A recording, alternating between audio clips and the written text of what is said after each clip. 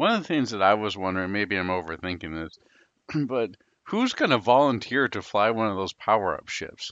All right, you just fly out there. Someone's going to shoot you. You're going to explode, but don't worry, it's for a good cause. Yeah, I'm assuming they're just drones, but who knows? I'm hoping.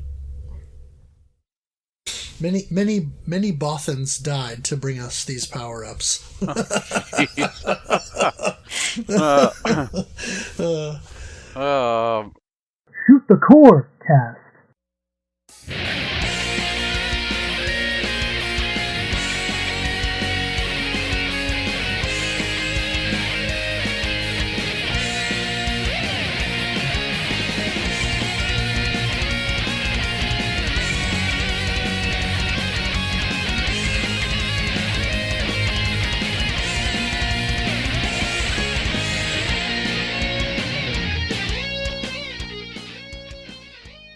Welcome to Shoot the Core Cast, the official companion podcast to the RF Generation Shmup Club. This is the family-friendly shmup-themed podcast that brings the thunder to lighten up your day. From the rfgeneration.com, I am MetalFRO, known throughout other parts of the interwebs as the Game Boy Guru, and alongside me, as always, is... Addicted, also known as Addicted to Shmups. Indeed. And rfgeneration.com is the place to be. We do the Shmup Club every month, and if you sign up for the website, which is free, you can come and join one of our playthroughs, and you can also join the regular playthrough that's hosted by Single Banana and Grey Ghost 81. There's great forums there to discuss on. We've got an awesome database where you can look up games, catalog your games, create wish lists, and also have a for sale or for trade list. And also, we have an active Discord right now, so come chat with us there. Plus, Addicted and I both contribute articles to the front page of the website. So lots of good information and resources there, rfgeneration.com. And what's happening for the year of 2019? We're doing something a little special, aren't we? Yes, we are doing the NES Challenge. Crabmaster 2000 of RF Generation is doing, or leading, I guess, heading up this charge to try and complete or reach certain goals for every licensed NES game that was released in North America. Now, I say meet certain goals because, of course, not every game is actually beatable. You can't really win at Tetris or, something like that. And so there are certain score goals or a certain number of levels that you have to reach, that kind of a thing. And I want to say it's 600 some games that we're looking to beat. And already, as we record this, we are at or just past 150 games. And so a lot of different people in the RF Generation community are pitching in to beat these games, and they're going through. A lot of folks, like myself even, are trying to play new games that we haven't really experienced or don't have much experience with to see if we can beat them. And it's a pretty cool deal, so check that out. All right. Now, we're starting us out here at the Shmup Club for 2019. We have an awesome game, and one that I was finally glad to tackle, and I hear it's also your favorite shmup. That's Thunder Force 4, also known as Lightening Force, The Quest for Dark Star. Can you give us a little bit more information on this? Yeah. First, could you shout out our participants? Sure. Our participants for the month of January 2019 were MetalFRO, Addicted, Crabmaster 2000, Lord Orb 4, Easy Racer, Retro Shmupper, Gollum, and Dougley 007. Also like to give special thanks for two awesome members for streaming it. They are Nefarious Wes and Sir Flash of Studio Mudprints. Yeah, they both streamed the game a little bit during the course of the month, and I certainly got my fill of streaming Lightning Force and Thunder Force 4 during the month as well. So, taking a look at the Thunder Force series, the developer itself, which is Techno Soft, they started out in 1980 in Nagasaki, Japan. They developed video game software for various Japanese microcomputers, notably the MSX, the Sharp MZ, and Sharp X68000, and a lot of the hardware in NEC's computer line. And among their early games was a shoot-'em-up known as Thunder Force, which released for the Sharp X1 in 1983, and then was ported to the NEC PC-88 a year later. The original Thunder Force focused on top-down action that scrolled in 8 directions, rather than a fixed scrolling direction, and you have certain objectives that you had to complete within the game, such as bombing out a specific base or a series of bases in order to destroy certain enemy strongholds before you could move on to the next stage. Now, if anybody decides they want to take a look at the first Thunder Force game, be forewarned, if you do pop it up on YouTube, you're going to be hearing a lot of the William Tell overture. In fact, you're going to be hearing it repeated on loop for the entire playthrough. So make sure to at least mute it before you get started. Yeah, or check it out for a few seconds and then mute it. Thunder Force 2 was released in 1988 for the Sharp X68000 home computer, and then was ported to the Sega Mega Drive and Genesis a little less than a year later. It took the overhead stages from the first game and then combined those with side-scrolling levels that featured fast action and hazards like walls and obstacles that your ship could run into. And so the overhead levels were always the odd numbers, and then the side-scrolling levels were the even-numbered stages, so they would intersperse.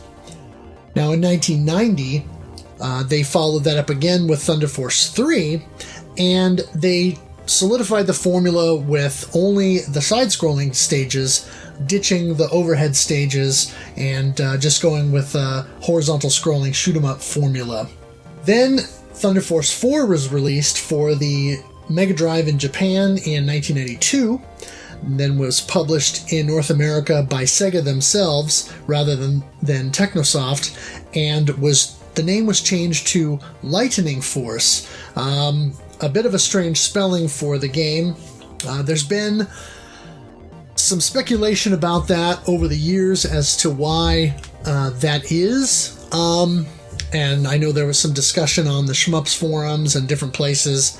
I don't know the specific details. I think, if I remember correctly, that I read somewhere the reason that it was changed from Thunder Force is because Sega had published Thunder Force 2 for the Genesis. Then Technosoft elected to publish Thunder Force 3 themselves in North America. So I think probably because Technosoft still had the rights to the name Thunder Force at that point, that's probably why Sega had to change it. Now, why they went with Lightning instead of Lightning is anybody's guess. And there are a couple of theories that we can go into. But the subtitle of the game is Quest for the Dark Star.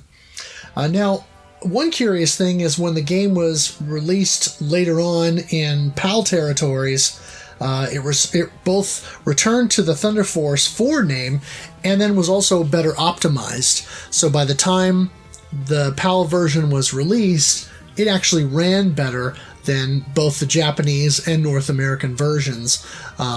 And so the PAL version doesn't have the slowdown that the other versions have. Now, Technosoft revisited their Thunder Force games on the Sega Saturn by putting out a couple of exclusive releases, the Thunder Force Gold Packs. And Thunder Force Gold Pack 1 had Thunder Force 2 and 3, and then Thunder Force Gold Pack 2 had Thunder Force AC, which was an arcade port of Thunder Force 3 that had some changes to it, and Thunder Force 4. And the port of Thunder Force 4 that is on the Gold Pack 2 is interesting because not only is it the optimized version that doesn't have any of the slowdown, much like the PAL version, but they also added a new mode where you could play as the Fire Leo 03 STYX ship, which was from Thunder Force 3, including all of the weaponry from that game.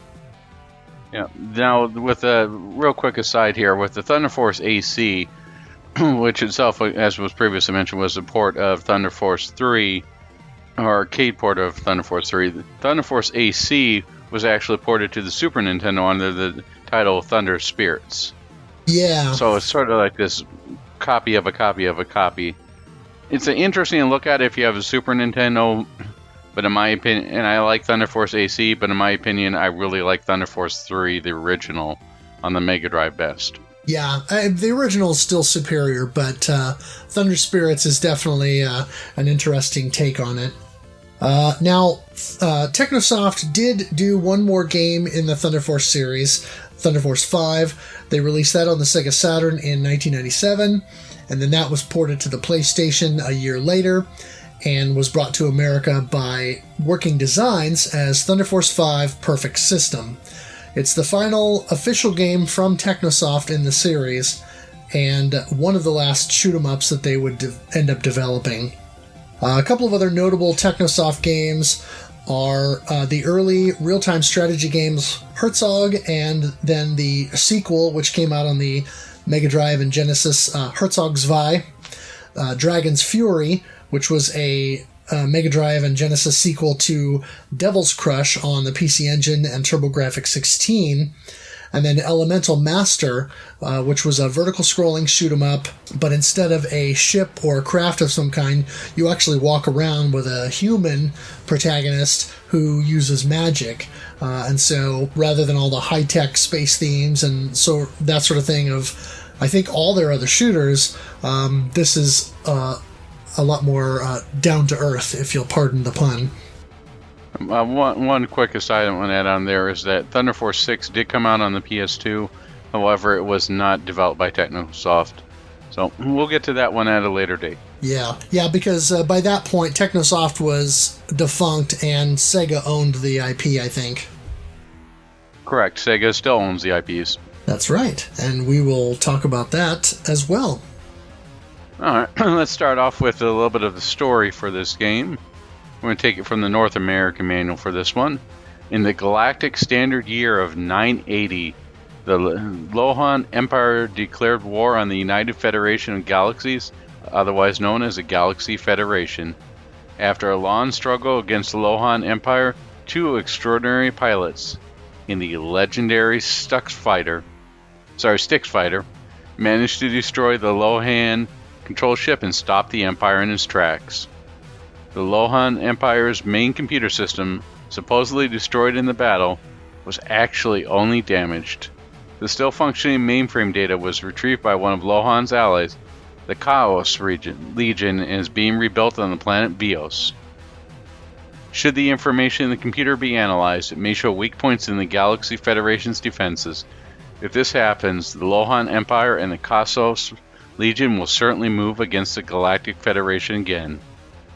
You have been chosen to lead the battle against a force protecting the Lohan computer mainframe data in a desperate attempt to save the Federation from destruction. You can't fail. Now, just to quickly reiterate on here, the stories on here are absolutely ludicrous, but they give us enough to get going. Right. And a couple of interesting points. You corrected yourself in there when you said the STYX fighter, and then you said, no, STYX fighter. But it actually says STUX, STUKKS, in the manual. But I think that's probably a translation error, because, of course, the ship from Thunder Force 3 is known as the Fire Leo 3 STYX. So I'm guessing that was a translation error. I would say that you're right on that. You know, just like with the, I believe the famous translation error with the Varia suit in the original Metroid? Oh, right. Something similar to that. You know, hey, with a game that's called Lightening Force, typos or mistranslations are par for the game. Yeah. Well, the other interesting thing is think about the plot. The main computer system was should the information in the computer be analyzed, it may show weak points in the Galaxy Federation's defenses. what does that sound like to you? Does that sound a little bit like Star Wars? Sounds a lot like a lot of BS to me, but I mean, it sounds like the Death Star plans are not in the main computer. Oh, yeah. You know, I mean, it's kind of funny that it sort of goes back to that. You know. Have you finished Thunder Force 3 and read the ending story on that? I have not. Okay, with Thunder Force 3 and the end of the story, it talks about how it's a computer that similar to Voyager when it's on a probe, it takes a story from Star Trek: The Motion Picture. Somehow this space ace computer gains sentience and is now coming back going, "Who am I? Why was I built? Oh, I found that humans are the enemy. I must destroy them."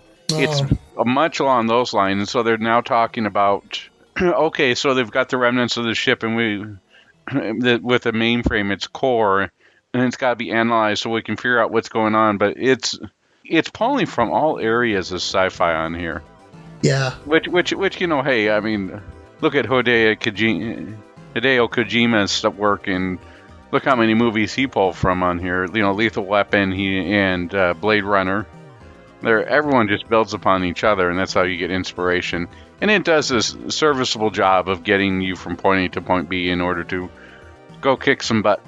Oh, yeah. Well, those of us who enjoy shmups, we love us a few good tropes.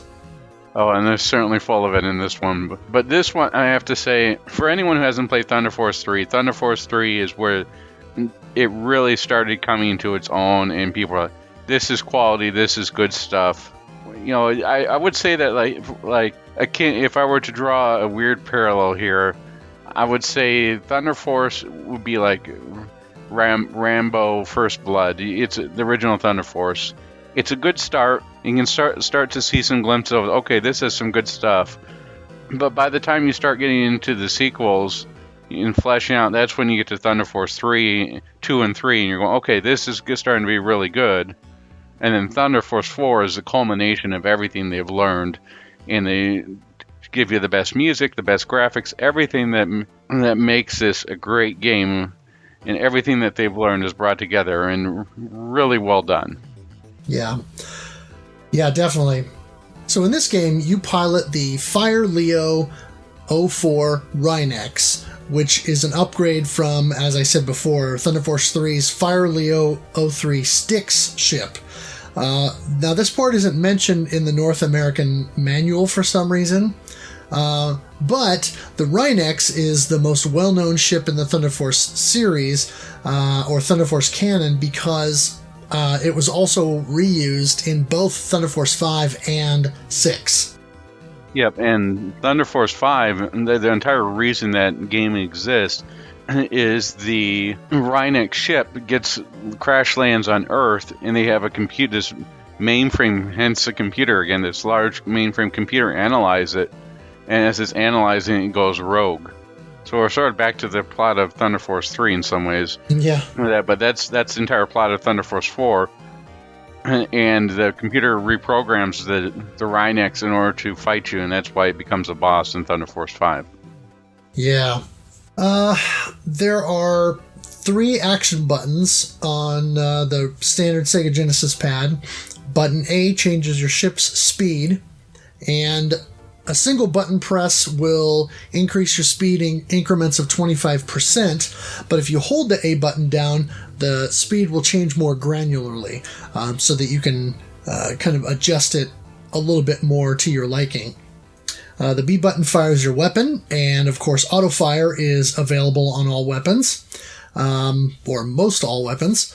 And after stage 5, you use the B button to fire the Thunder Sword when it's charged up, which we will discuss when we get more detailed into weapons.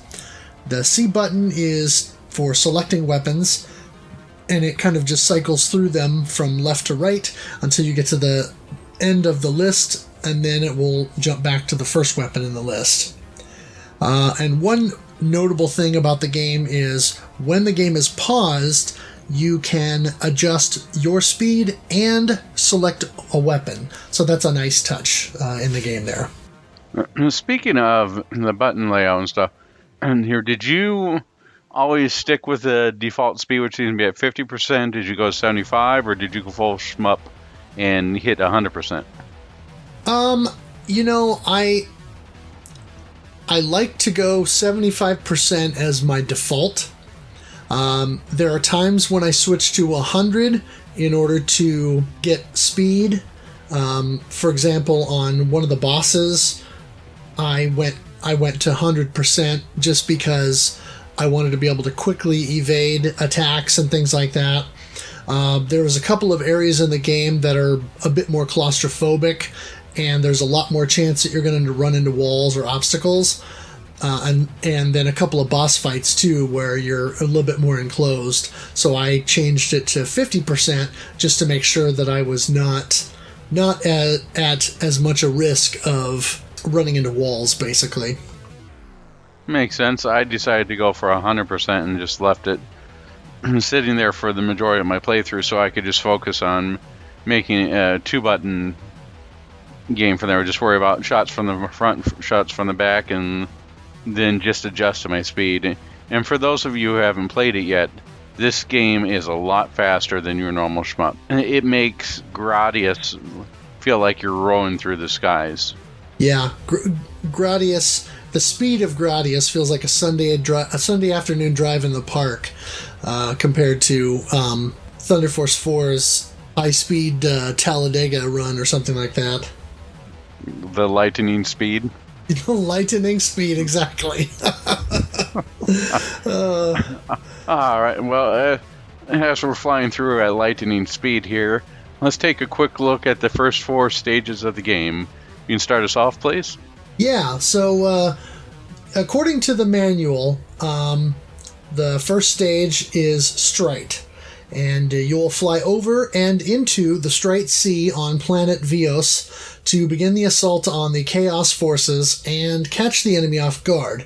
You'll also face off with the Gargoyle Diver at the end of the level.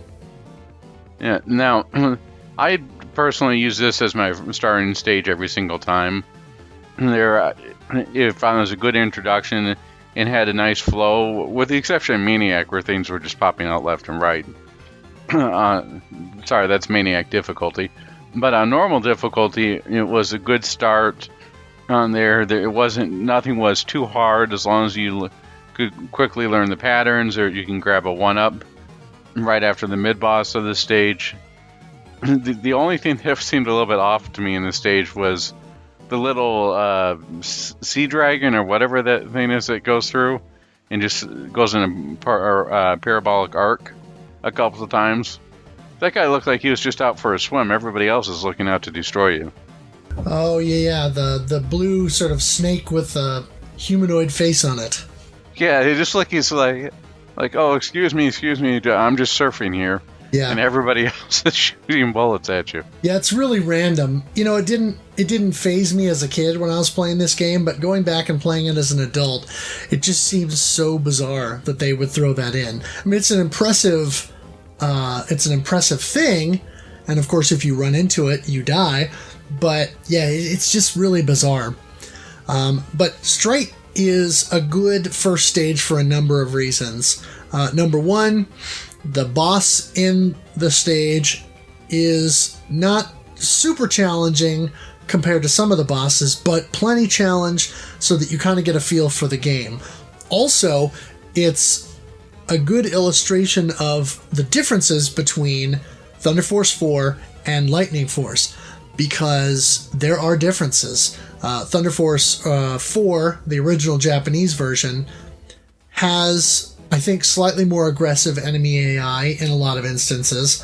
And in the case of the Gargoyle Diver specifically, one thing with his attack is... You're referring to the orb that traces you. That is really quick and comes at you with a lot of tenacity in the Thunder Force 4, or it's a little bit more lackadaisical with the Lightning Force. It's very much easier to dodge. Yes, and in Thunder Force 4, not only does it come at you faster, but it also moves a greater distance. So instead of kind of letting it come at you and then moving out of the way, and then it kind of goes back to its spot, you basically have to, when it starts shooting out at you, kind of make a circle around it and then move out of the way so that it can shoot back into the kind of abdomen region of the gargoyle diver. And so it's more aggressive and more difficult to dodge in the Japanese version. And I don't know if that carried over to the European release, the PAL release, if they went back to the more difficult Japanese layout or not. But it's an interesting change nonetheless. The other thing that should be noted on here is that they give you some of the power-ups they give you, such as the blade weapon on this, is really hard to hit the weak point on the gargoyle diver with. I ended up going with the 3-way most of the time in order to really pound away at the gargoyle diver's weak point pretty quickly. Right, and that's one of the interesting things that also is notable that we can mention here, is that when you go about halfway through the stage, you move underwater, and if you move down to the bottom right corner of the screen, just after the screen starts moving, there's a hidden power-up there, and it's the freeway weapon, which is sort of like a 5-way missile volley thing that shoots out. And if you can get that and then manage to survive until you get to the boss, that's the weapon you want to use, because it's more powerful than the forward gun portion of either the back shot or the rail gun, and so you'll take out that boss a lot quicker and have to deal a lot less with all of his attack pattern. Yeah, it's definitely a lot more powerful than the default twin shot, so you want to make sure you grab it. I believe, am I thinking there, it's in the bottom left as you start, you get it right before the 1-up after the mid-boss, right? That's at the bottom right. So if you move down to the bottom right, then once your ship starts moving or the screen starts scrolling to the right, then you'll get that freeway, and then you'll want to move up right away to get the 1-up. The 1-up, yeah, it's like right before the 1-up, yep. Yeah. Why don't you tell us about Dazer?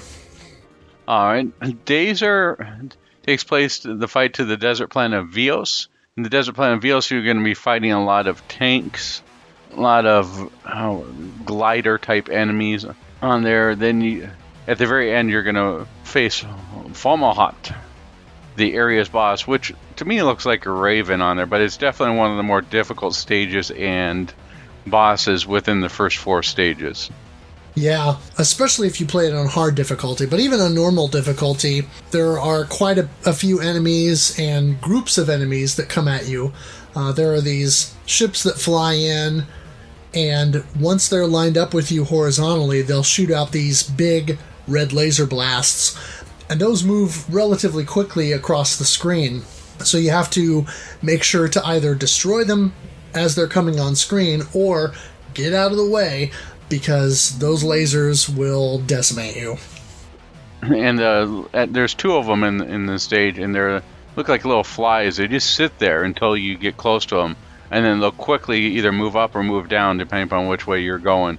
Those will definitely trip up people who haven't played the game before. Yeah, and they're also very spongy. They take a lot of firepower to take them down. And then there's the mid-boss on here definitely will take some people by surprise, where it shoots out the orbs. Yes, the stupid blue snake. Yeah, that thing will hit it, and if you're quick enough to defeat that mid-boss, you can move up to the point where you can see the tops of the dunes. There'll be a little carrier that you can grab a 1-up for. Oh, yes. I wish I could say 1-up like the game does. Like the game? 1-up! 1-up. And one of the other things that I believe you can get this level out to double check is a craw. Yeah, there's at least one claw on every of the first 4 stages.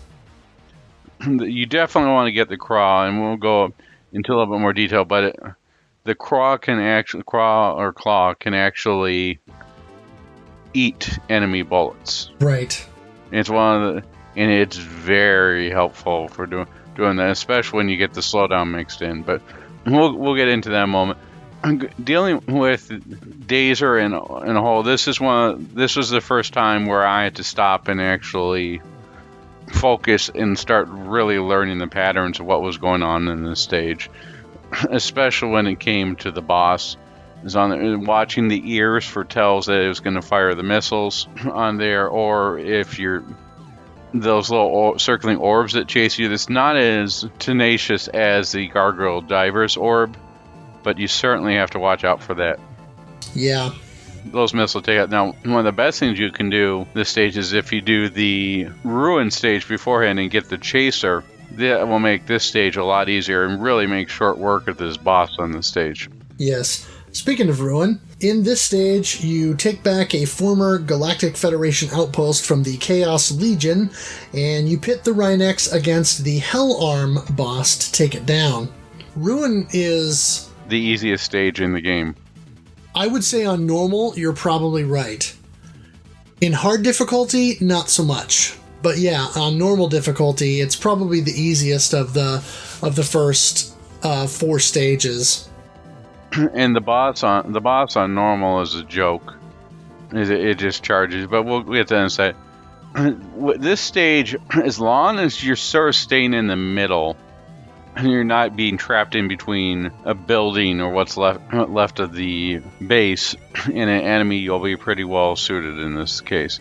There's a couple places where it could trip you up with the enemies that start cloning themselves and going in a specific pattern to try and get to you.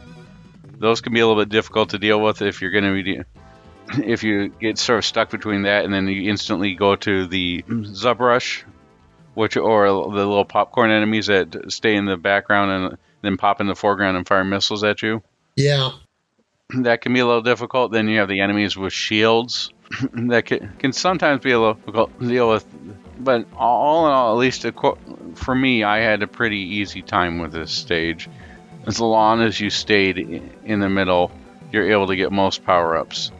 The boss of this stage, if you start doing it on harder difficulties, surprised me by several times, is in the normal difficulty, it will just basically fire a couple of shots and then charge at you, leaving itself open to do whatever you need to. But in the harder difficulties, I'm not sure if this happened to you, but it started tracking me more aggressively and would fire shots at me, trying to trap me into one area.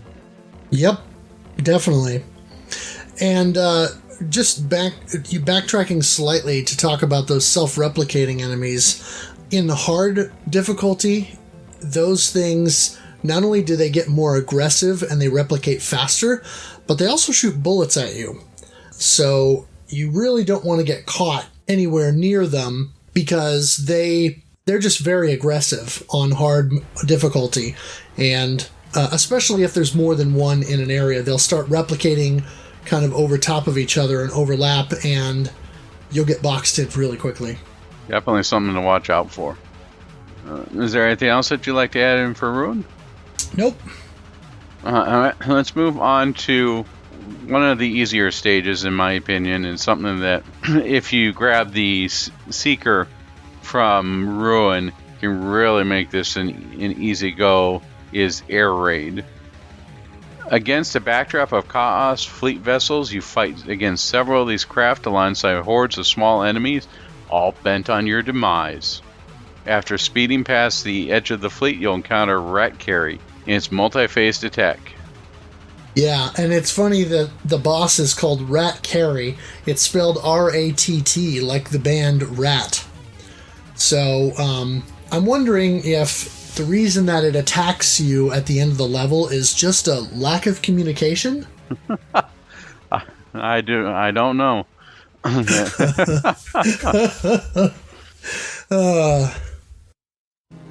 This stage, for the most part, especially again if you have the secret weapon, is a walk in the park, but it adds enough that it doesn't feel... I guess you could call it a little bit of a breather stage. It doesn't feel as hard as the previous stages, and it's something where if you're not going too fast, you can easily navigate your way through the maze of ships. Right, and that's one of the things that this level does that none of the other levels do, is that halfway through the level, or probably a little bit more than halfway through the level, there's a speed trap where all of a sudden the game starts to go really fast, and you have to dodge these incoming ships with, as quickly as you can, while also shooting oncoming smaller ships. One thing to note is there's always a shield power-up in the air raid level, and so if you can manage to get to the speed trap with your shield intact, it helps, especially if you're playing and learning the stage layout and all of that, to know the position of where those big ships are going to be, so that you can move up or down accordingly, and so that really helps to make that part a little bit more manageable. I generally don't like speed traps in shoot-'em-up games, but because you have the option of the shield, it makes it a lot more bearable. Yeah. Those of you who have been with us previously on Steel Empire will remember on the second stage with the escape from the mine sequence. It plays very similar to that. Yeah. Now, one thing to note is at the very tail end of this, on the upper path of the speed trap, is a 1-up. You have to be pretty quick, but you can. But once you figure out how to get it, it's pretty easy to keep getting it consistently. Yes, and the Rat Carry, the boss, is probably the easiest boss in the game. The only caveat to that being, you may or may not realize that, if you're fighting the boss, it may seem like it's taking a long time to go down, but one thing with the Rat Carry boss is it has to be done in sequence. There's this weird spaceship thing, and it's got this giant cannon on the front that shoots these weird ring lasers at you, and of course those will block your shots, those ring lasers. So what you have to do is kind of get to where you're lined up with the front of the ship and kind of pelting it with a good weapon, but you have to destroy that front cannon before you can then go onto the backside of the ship and shoot at it from behind with your railgun or the freeway or something like that, and take out that cannon. Once you knock the cannon off, then there's this vulnerable kind of cockpit thing that shows up at the front of the ship that you can then destroy and fire at until you take it down. And so that's the one kind of salient point with this boss, is it's an easy boss. It just, if you don't get the sequence of events right, it may seem like the boss fight is taking forever, but it's really that you have to take out that first cannon up front, and then you have to take out the missile launcher from behind. Then you get to kind of the meat or the core of that boss that you can finally take down. But this is one of those examples where the stage leading up to that boss, especially if you don't have the hunter or you don't pick up the shield, the stage itself is actually more difficult than the boss, I would say. Oh, I would definitely agree on it. Now that we've discussed the first 4 stages, I started off by going with Strike, then went with Ruin, and then went to Air Raid, and then finally Dazer. Is that the order you went, or what order did you go with? My order is Strike, Ruin, Dazer, Air Raid. I take Strike first because it's a good way to kind of ease yourself in. It's not overly difficult. The boss fight isn't too insane, and so it's a kind of a nice location to sort of get a rhythm and kind of get a feel for the game when you're sitting down to play it. Ruin next because A, you get the hunter weapon, B, at least on normal and easy difficulties, the stage is not overly hard, so you can kind of get through it and get a feel for it. Then I do Dazer because I wanna ramp up the challenge a little bit and kind of get the blood pumping, so to speak. And I also want to make sure that I can take out that gargoyle diver boss. I don't want to leave him for last. And then I do Air Raid because, like you say, as long as I keep my hunter and then I get the shield there in that level, it's a little bit of a nice breather, especially with that easy boss before you kind of go into the later levels. Sounds good. I mean, that's one thing that I really like about this, is everybody's got their own way of going about this, and it's all valid.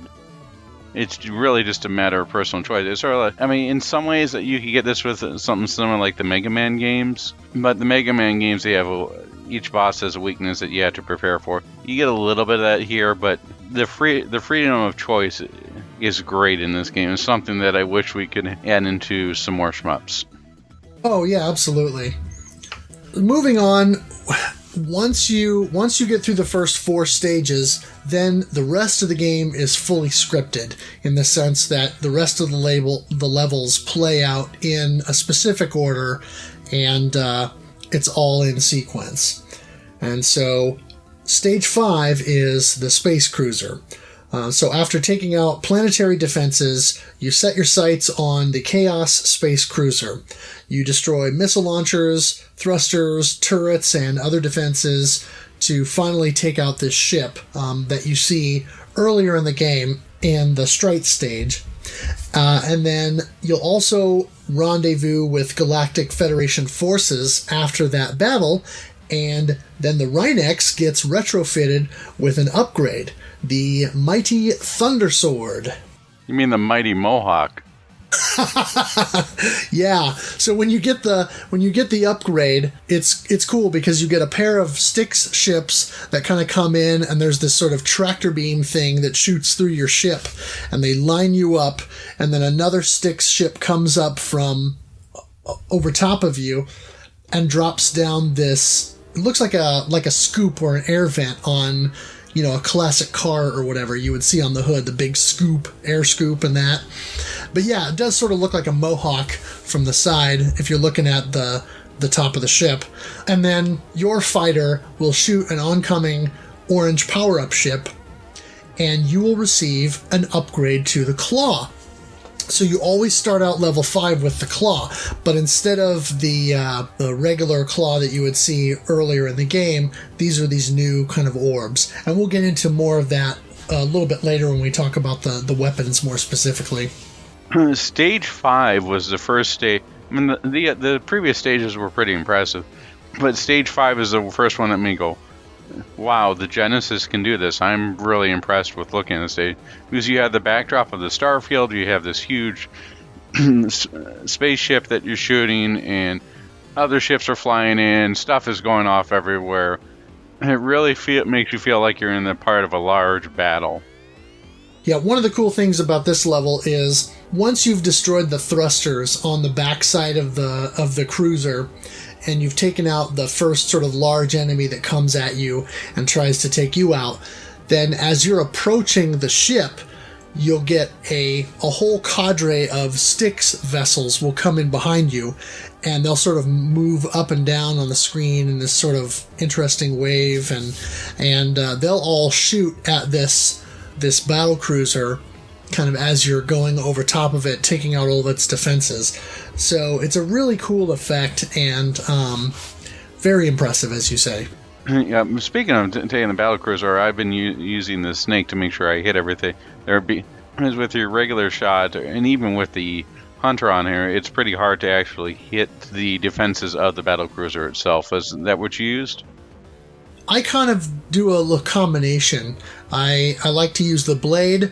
I'll kind of get down in close and take out some of the first missile pods that are at the back of the ship, and then there's that hatch that opens up that throws out an orb, and if you let the orb get out and go too far, he'll shoot out a full volley of lasers in like 16 directions or whatever, and it gets difficult to dodge.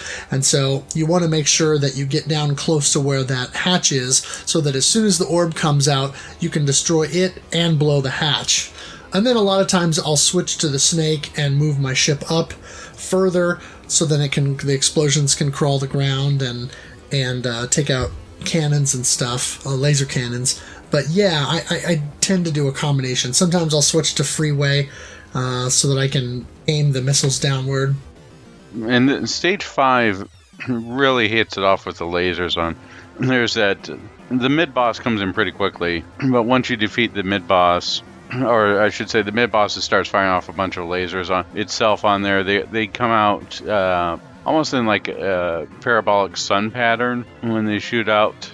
Yeah, it's an interesting sort of 5-way volley. Yeah, and, the whole stage was pretty impressive, but once you defeat the defenses of the ship itself, out comes... It sort of feel like it's a big bad or something. They come this huge robot that everything starts attacking. Yeah. And it looks like it's trying to say something because its lips keep moving during that thing, but nothing. It's not like there's any subtext where it goes, we've captured all of this stuff out of the computer, or anything like that. It's just definitely, it looks sort of interesting, but it's the only part that stands out to me as just being a little bit weird out of the entire thing. A little bit out of place. It's like you're expecting like this. Here comes the big bad villain, and he's gonna start, or it's gonna start monologuing or something's gonna happen, and it sits there taking some punishment for a moment and then leaves. Yeah, well, and that's the interesting thing is that sentry ship is indestructible, and yes. So it's a little bit of a bait and switch that the game pulls on you there, because right after that fight, after he shoots out all those lasers and destroys all the STYX vessels that are helping you, and then just kind of flies off, then right after that is when you get that upgrade to the claw. So it makes you think, oh, well, maybe if I face this guy again, I can use the Thunder Sword to take him out. But you'll find out later in the game when you see him again that that's not the case. Yeah, I could have just used maybe a little bit of exposition or something pretty cool, something that would give you a little bit of an idea. I don't know, maybe I was hoping for an all your base belong to us moment. So you end up getting the Mohawk, also known as the Thunder Sword, and you start getting your claw weapon, which starts you out for Stage 6. You ready to move on to Stage 6, or anything you want to talk about in Stage 5? I'm ready. Alright, Stage 6 is Volbados, also known as the planet of discarded Darius enemies. Feels like that. Definitely does. Volbados is in the northern sea of Vios, and it's cold as a reception you're gonna get. The body of water is complete with biomechanical marine life, all of which is programmed to destroy you. The Spark Lancer at the end of the stage will test your flying metal. Now this stage to me is pretty cool. I like the fact that you were flying through sort of like Arctic waters and stuff in there, and there was definitely a lot to watch out for. If you still have your hunter weapon, it makes the stage almost trivial, at least on normal.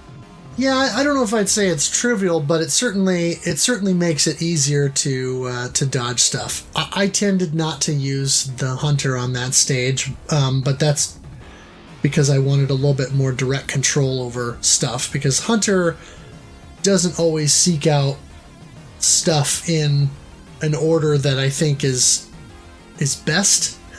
So sometimes I feel like I'm a little bit too close to the edge with enemy encounters if I'm relying just on the hunter. But yeah, you kind of alluded to this before, but this stage does sort of channel some of that Darius kind of vibe with robot fish and biomechanical sea life, so to speak. And it's pretty cool designs and interesting, just a really interesting level. Definitely the aesthetics in this level were different than what I was expecting, but really well done. I ended up taking the top, even though it's supposedly the harder route, and I just focused on that. That seemed easier for me to get through. The only part where it was a little bit difficult is that little squeeze you have to do through to get the 1-up. Oh, right. Yeah, and it helps if you go the top path on normal at least, and get the shield up there.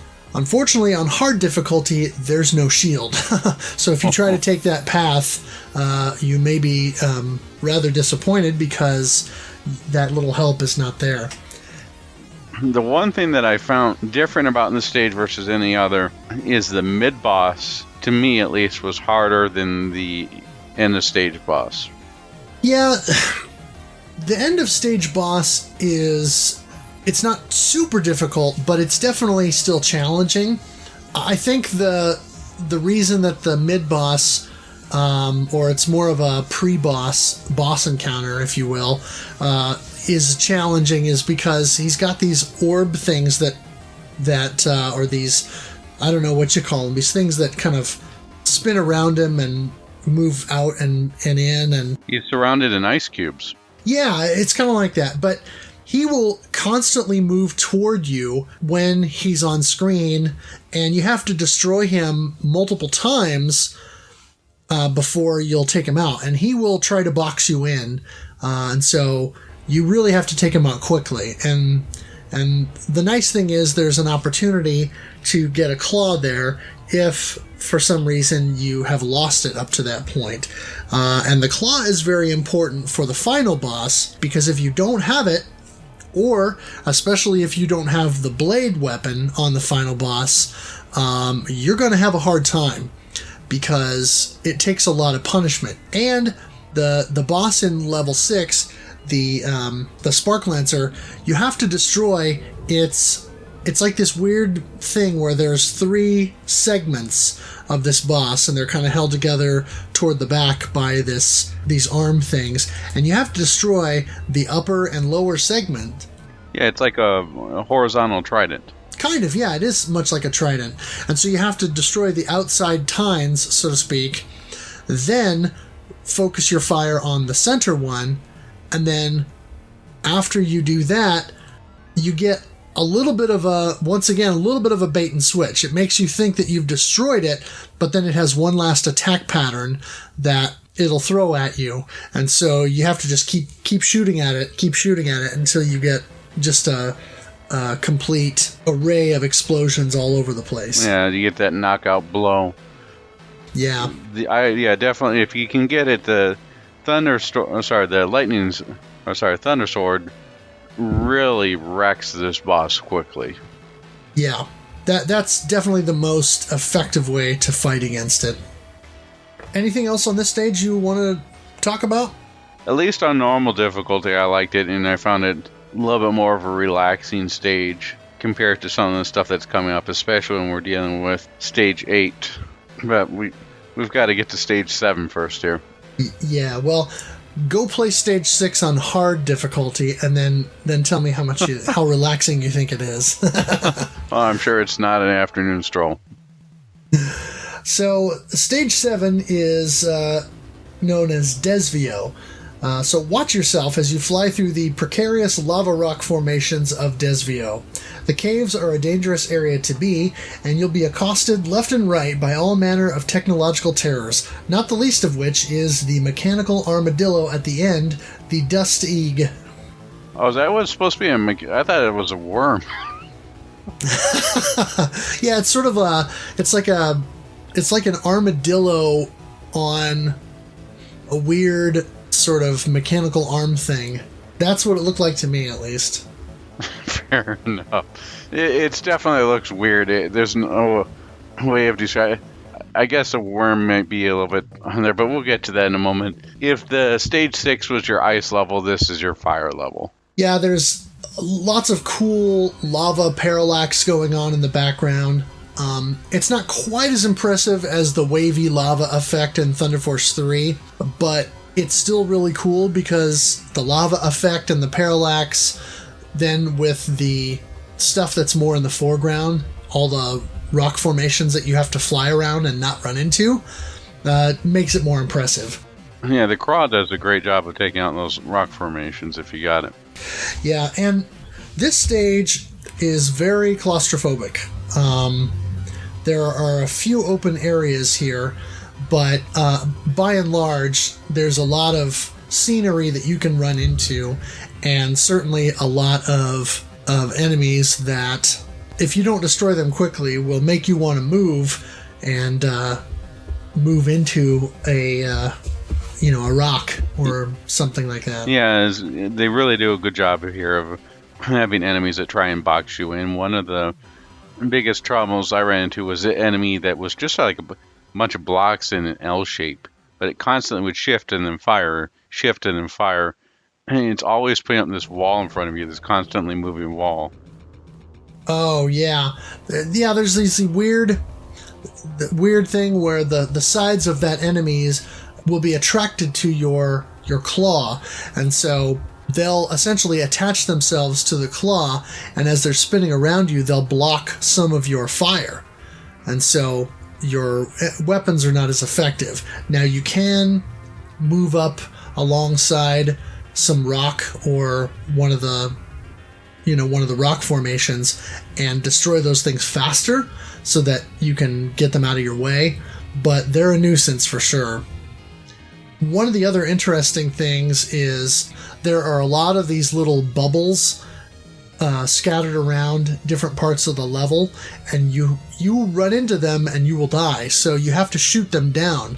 But the hunter weapon is not effective against them. It will go right through them. So you have to use one of the other weapons, like the blade or the freeway or the railgun, in order to take them out.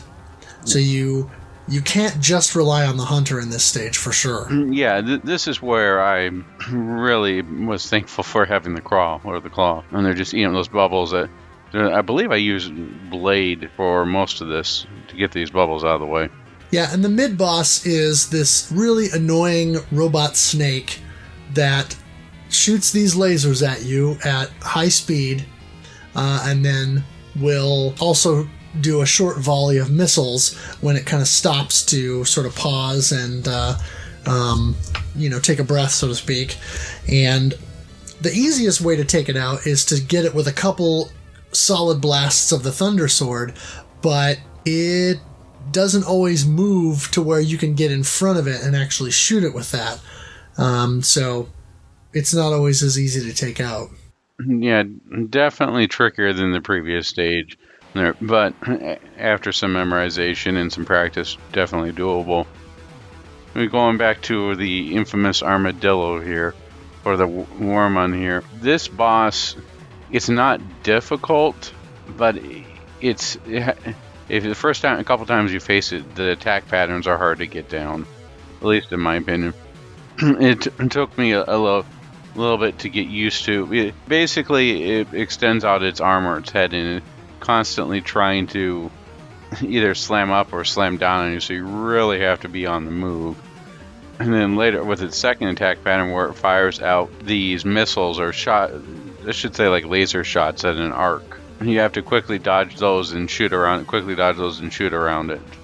Yeah, the big trick to this stage, or to this boss fight, is always stay at the back of the screen, the far left side of the screen. When the boss goes down to slam down on the ground, as long as you're all the way on the left side of the screen, he can't touch you. If you move forward even just a little bit, he'll slam into you and you'll die. But as long as you're all the way to the back, he can't hit you, at least when he comes down to try and attack. But the volley of the little blue missiles that he shoots out, they're not entirely heat-seeking, but they're sort of heat-seeking missiles. So what I found myself doing is, this is the boss that I mentioned before that I used 50% speed for, because you're boxed in to where there's rock over top of you, and then down toward about the bottom third of the screen is sort of a hill of rock. And so you've got a small window of space in there to maneuver. And so what I ended up doing is kind of going constantly up and down, so that I can go up to shoot right directly in his head, where is his weak point, and then down so that I can make sure that I'm taking out those missiles as they're coming out, and kind of going back up and forth and that sort of thing. And so at least I don't like to use Hunter on this boss, because if he gets me with a stray fireball, because that's one of his other attacks is he'll do this thing where he'll shoot out either a spread of 3 fireballs that kind of all shoot out and in kind of a downward angle, or he'll do a thing where he'll shoot 2 fireballs out that are more heat-seeking like the missiles. So if he ends up getting you with that other type of fireball attack and you don't have a shield and he takes you out, you don't have your hunter for stage 8, which is important. So I tend to use either the blade or the freeway on this level, or on this boss fight. And like I said, just kind of go up and down and take out the missiles and then try to pelt his head as much as I can. Yeah, I ended up using the blade most of the time as well. I love STG Weekly's description of this boss, referring to him as the party worm. He would constantly try and raise the roof by slamming up and slamming down. Yeah. Well, and the other interesting thing is, when you first get to this boss, he's just on the ground crawling back and forth, and he'll shoot out these big volleys of little turrets and cannons and bubbles and things at you, and what you have to do is shoot him in the head a whole bunch to where he eventually comes out and then, you know, stands up all the way or whatever with his weird mechanical arm thing, and that's where you get the attack patterns that we were just talking about. Yeah, and the other thing that seems a little bit weird is after you defeat this boss, he starts dying, you see explosions, all of a sudden you get a bunch of bubbles. It's like, okay, so this thing is bleeding a lot and there's bubbles coming up. It's like, is this a piñata? What's going on here? Yeah, it's like a bunch of lava bubbles or something. Yeah, it's a little bit weird for animation for that, but hey, what the heck, you know, it's a shmup. If you were fighting flying unicorns, no one would bat an eye. Yeah, that's true. Or I should say, flying a flying pancake, no one would bat an eye. Ah, yes. All right, moving on to, and I'm going to leave this one for you, but next we have one of the best levels I have ever played in a shmup. Also one of the hardest. Yeah, wow. Biobase. So after the caves, you enter the biobase. This area is teeming with laser-toting spiders and a host of mini-bosses that will challenge you greatly. Should you reach the far end of the area, you'll come up against the evil core. Now, Stage 8 is probably the most difficult stage in the game, I would say.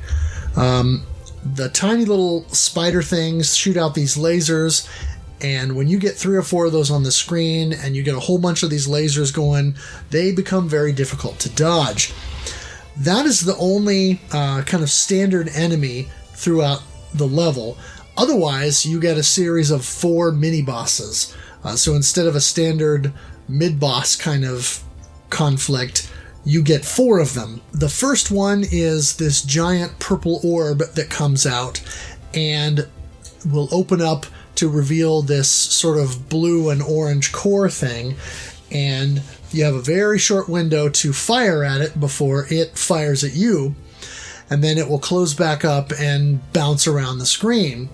If you use a Thunder Sword, you can make pretty short work out of it. I mean, that goes without saying, I guess, but it's definitely a preferred strategy. If you have the Thunder Sword, it's possible to down that first mini boss in one shot, but it doesn't always happen for some reason. When you defeat that guy, it sort of implodes and then explodes, and so you have to watch out for sort of purple shards of that outer shell. Then you go back through another gauntlet of the spiders with lasers, and then you go on to the second mini boss. I'm sorry, I would like to stop you for 1 second. 2 things I'd like to mention here. At the start of the stage, you can either go up or down. Oh, right. If you go up, you can get, I believe it's blade and a extra life. And if you go down, it's a hunter and shield. What are the 2 combinations there? I'm trying to remember. Oh, I don't remember. And that's on easy and normal. On hard, a lot of the hidden power-ups like that are not there, or they change, I think.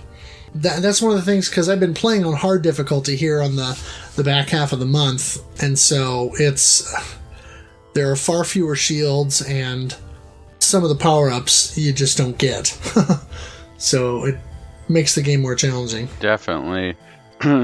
But one thing that will definitely keep you going throughout Stage 8 is the soundtrack. And this has the most, well, I'd say one of my favorite songs in a shmup. You care to give us a little information on it? Oh, absolutely.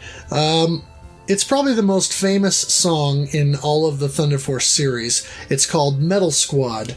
And I didn't know this when I was younger, so I kind of had my own name for it. We'll get into that a little bit later. But Metal Squad is, I mean, it's metal. It's heavy metal. It is not robot farts like you would expect some people to say out of a Genesis. This is music that I would put up against Yuzo Koshiro. It is very good music. Yeah. It's iconic, and you just want to pump your fist in the air when you're listening to this song. It's just really, really good. But anyway, the second mini boss is this really stupid series of these sort of enemy generator things at the top of the ceiling, and you have to destroy them while they're spitting out enemies, and also while the enemies that are on the ground are shooting lasers at you. Yeah, this is a very tough section of Stage 8. It's dropping mechs on there.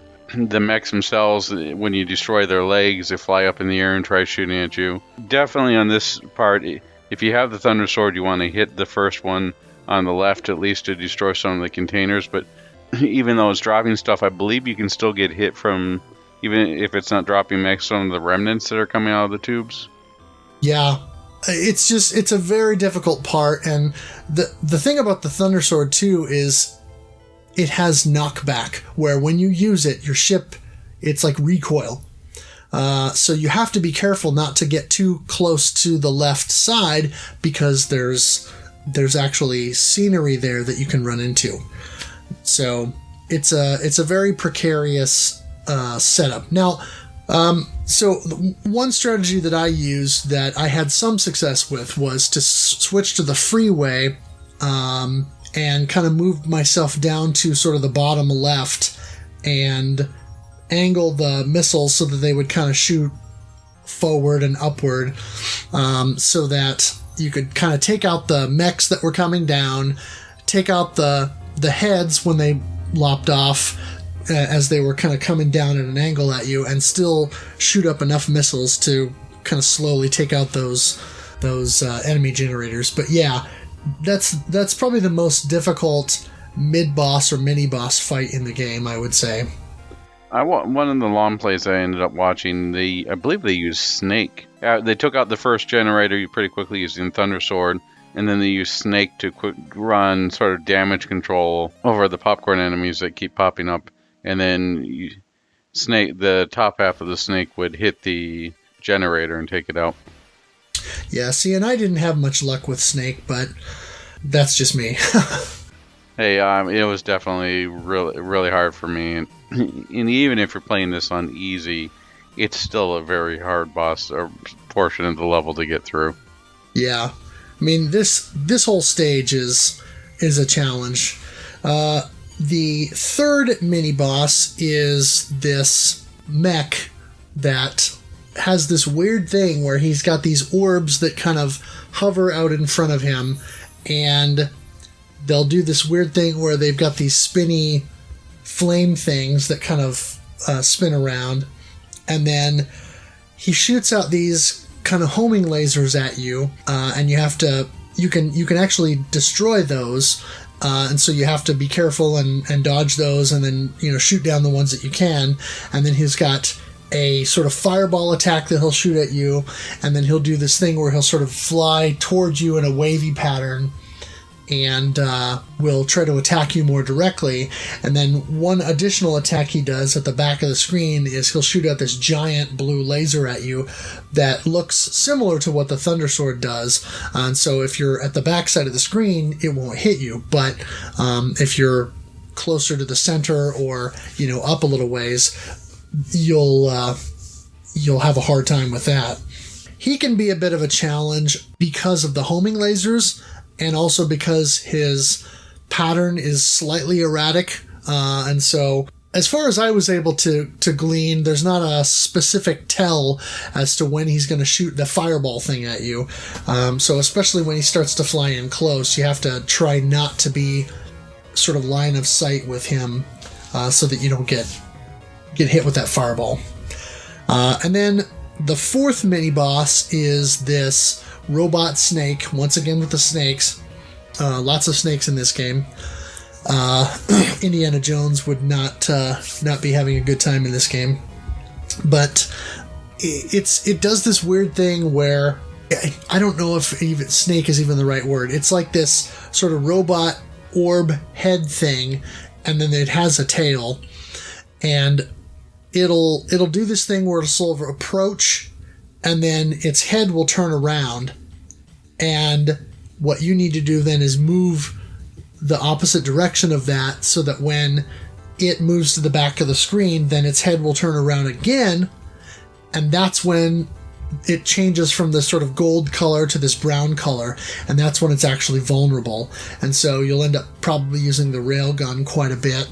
And again, the Thunder Sword helps, but depending on its attack, sometimes it shoots these blue lasers at you that are not anything that you can shoot down like some of the others.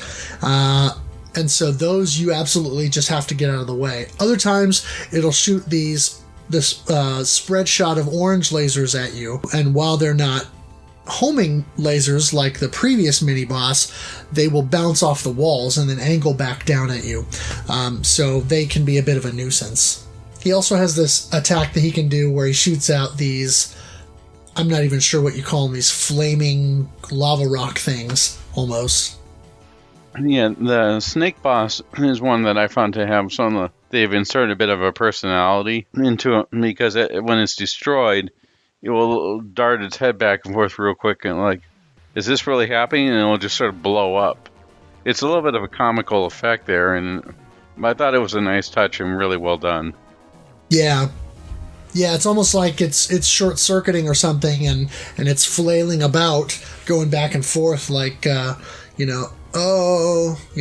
Will Robinson, system failure, Yeah, and the going real quick back to the previous boss, at least on normal, I had the most success in staying in the bottom left, because he does have a long reach with the flaming orbs and everything. But you have to be ready for when he moves forward to get out of the way. Yeah, that's true. And then the evil core itself it's an interesting boss with multiple phases.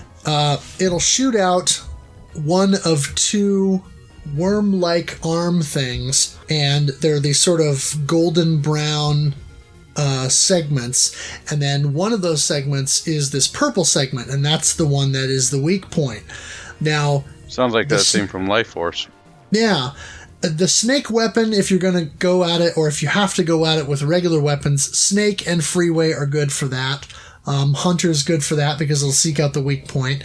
But ideally, you want the Thunder Sword, because a single full blast from the Thunder Sword will take out each one of these arms. And so one of the arms will come out, you shoot it, you get rid of it, and then the next one will come out, you shoot it, you get rid of it. Then what comes out is this goofy looking, like, egg sack thing that shoots out all these little sort of larvae and little flies and stuff at you.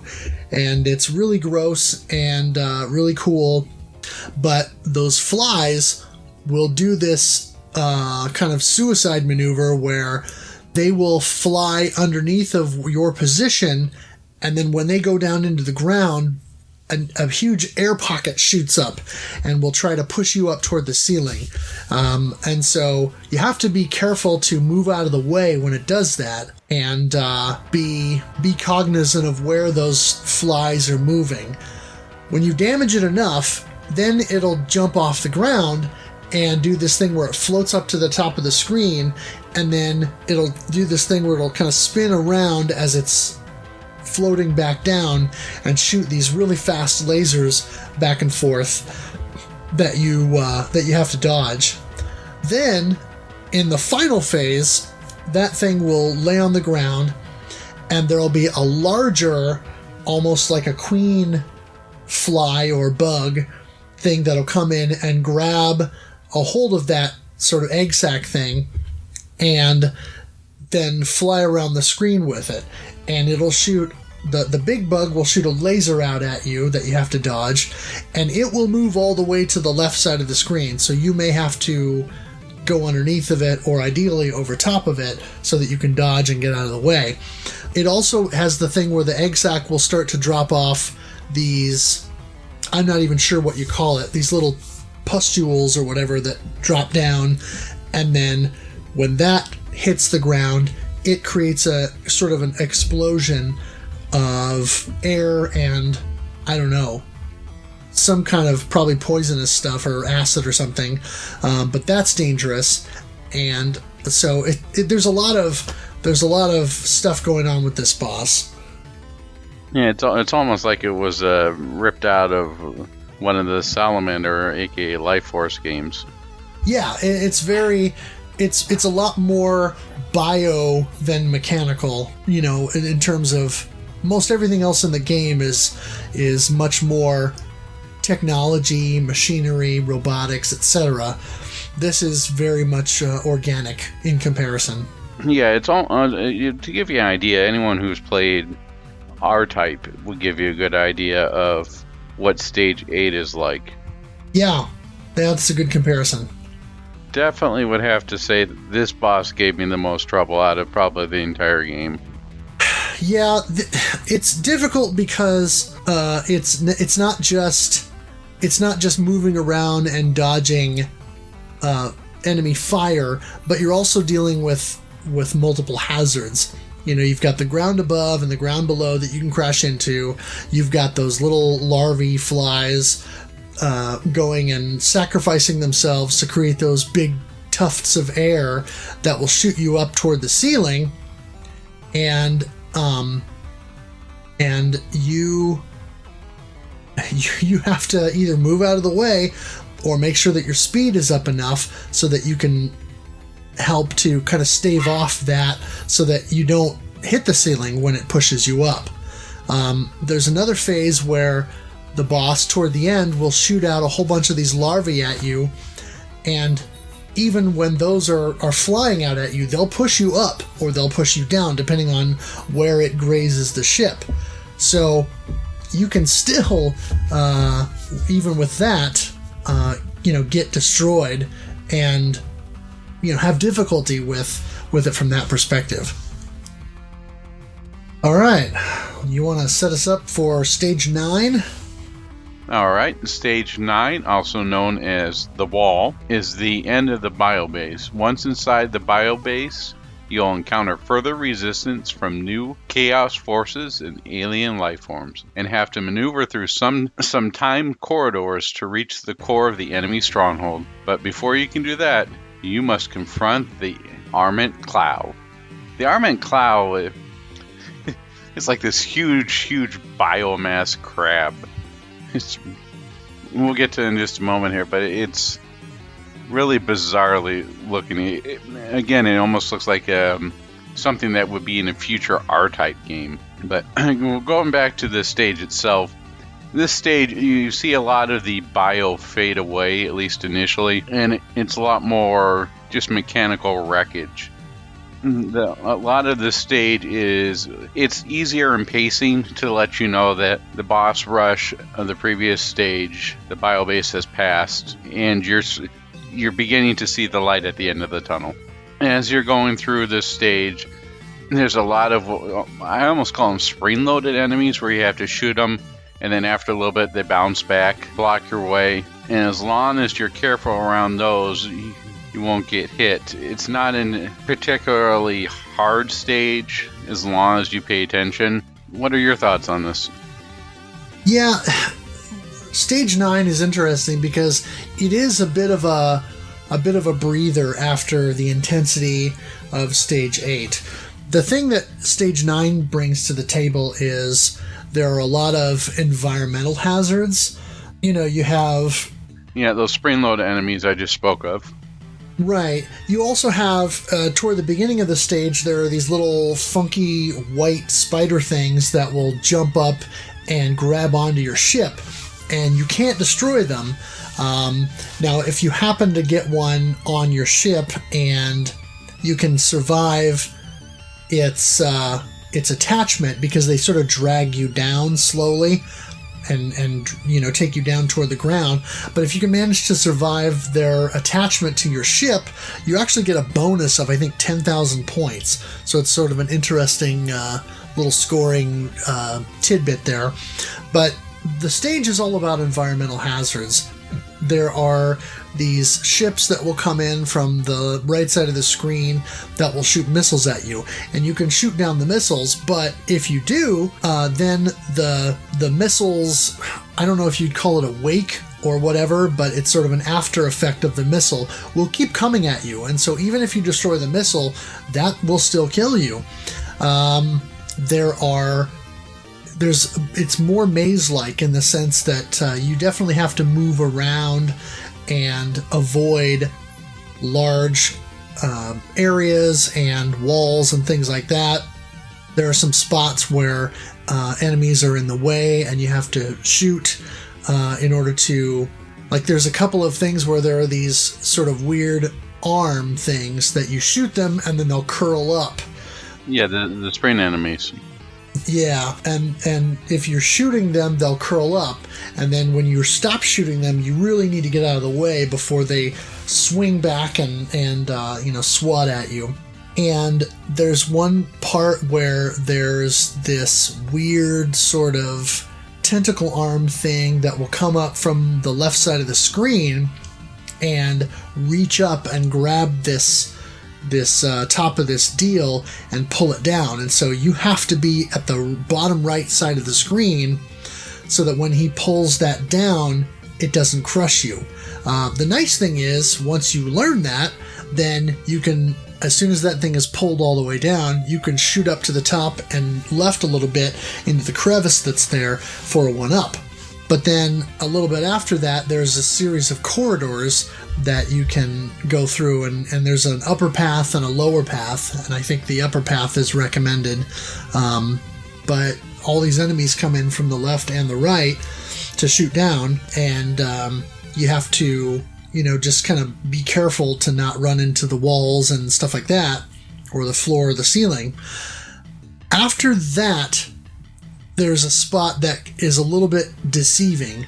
There are these sort of glowing, pulsating pieces of alien flesh that fly out from the right side of the screen. When you see those, don't shoot. Your inclination will be to shoot because it's a shoot-'em-up game and you're supposed to shoot, but don't. If you shoot them, they will come directly toward you, and most of the weapons in the game won't destroy enough of them that you'll be able to ward off their attacks. But if you don't shoot, they'll just kind of float on by you. And so as long as you can navigate and move around and weave kind of in between them, you'll be fine. But yeah, the boss, the Arment Claw. Now, I gotta believe this is a translation error of some kind, because it almost seems like they're trying to say an armament claw. Or armored claw or something like that, yeah. Something like that, because like you said, it's this giant mass that has these crab pincers on the front, and it's a really cool boss. It comes in the screen, and the boss takes up, I would say, about 50% of the screen real estate. And then you've got an area above and beneath it that you can kind of fly past and get behind it, and then you have to use, the railgun or backshot or freeway or something like that you can use to shoot behind you in order to take out these successive lasers that shoot in kind of sequence that they shoot out these big blue lasers at you. Very similar to the second level boss in Fantasy Zone, where it shoots out these lasers at you one at a time from top to bottom. Very much like that. And then once you destroy those lasers, then the ship moves back toward the back of the screen. You got to circle back around, and then it does this attack pattern that it shoots these volleys of missiles at you, and then its weak point is kind of the center point by this little sort of claw mouth thing, and it's got a couple of things where it can shoot out these, I don't even know what you call them, like these wave laser things at you, that where you can get caught and not have any room to maneuver and get destroyed. But you can take out the two claws, or you can take out the bottom claw, and then once you do that and you damage it enough, then it does this thing where it will shoot out this laser thing that sort of circles around the screen. And so what you want to do is move over top of the boss and quickly circle around it, and then as the laser's kind of making its full sweep around the, clockwise around the screen, you're pelting it in the front in its weak spot. Another interesting thing is once you've damaged the boss to the point where it begins to explode, it's not dead yet, so it's still deadly, and it will keep moving toward your position. So you have to keep kind of flying over or under it to move around so you can get out of the way before it finally explodes. Yeah, it's one in my opinion, it's one of the better boss fights in the game. Something that was challenging but also impressive to look at. It definitely had a lot of fun on this one.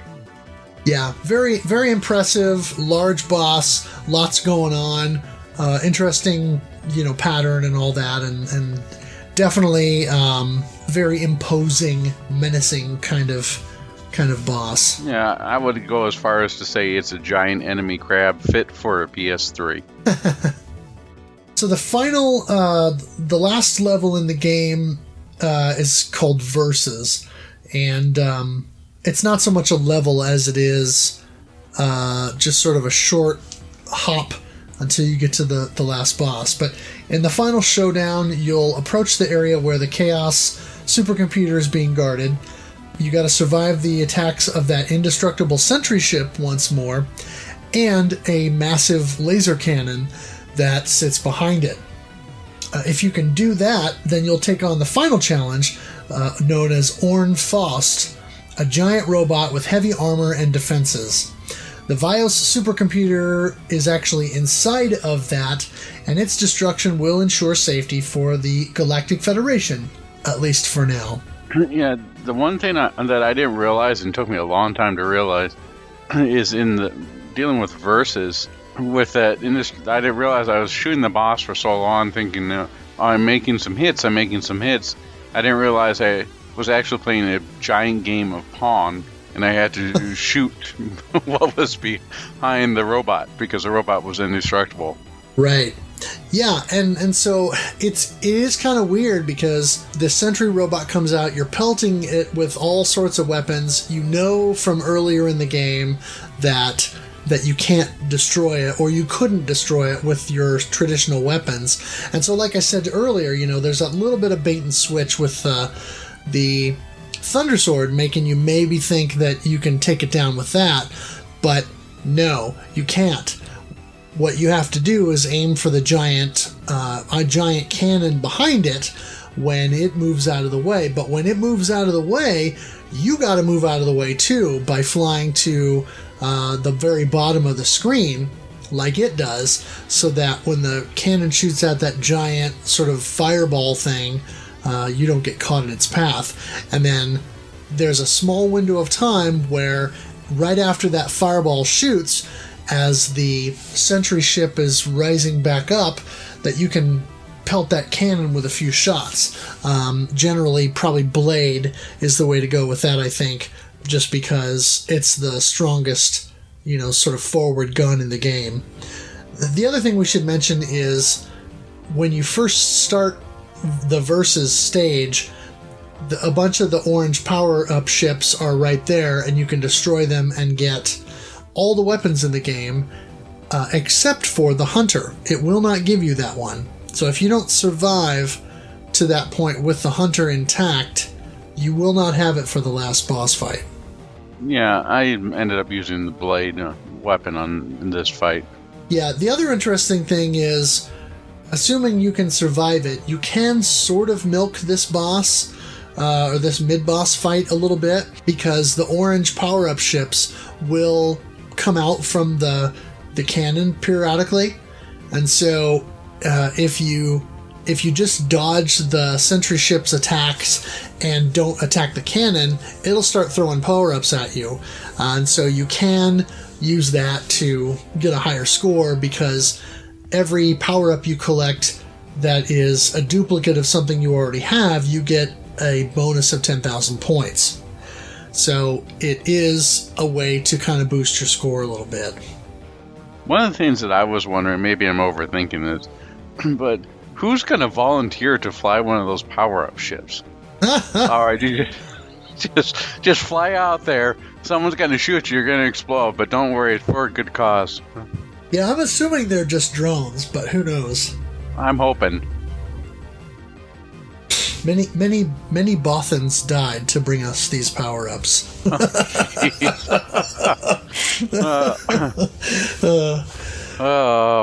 Yeah, it makes you wonder if it's all those ships all the shmups where you're shooting down these ships. You're like, oh, okay. Gradius, it makes sense because you're shooting down enemy ships in there, but you just sort of wonder, like, well, are these? They don't look like enemies in this game. Yeah, and see, I think that's the thing, is they're obviously different than everything else that you're shooting, and so it kind of makes it, well, obvious that that they're your power-ups. My suspicion is you're being fed these little power-up drones throughout the course of the levels by the Galaxy Federation, and they're just kind of throwing the stuff out there for you so that while you're doing this fight, that you can upgrade your ship and have more weapons to fight with. Now, the final boss fight against Orn Faust is, in my opinion, actually easier than most of the other boss fights. And I say that because it's this giant armored thing that flies up and down this corridor, and so you're keeping pace with it in this kind of giant vertical shaft or whatever. Like a missile silo. Yeah, like a missile silo. And what you have to do is take out the armor on the left and right sides of this boss. So you start out on the left side and you're shooting against this sort of armor plating on the left side of the boss, and during that there's some different things that happen. The boss will shoot out these drone things that will they're heat seeking, and they'll kind of come towards you, and you can ward them off with freeway, or hopefully you have your claw and you can kind of use that to help deflect them.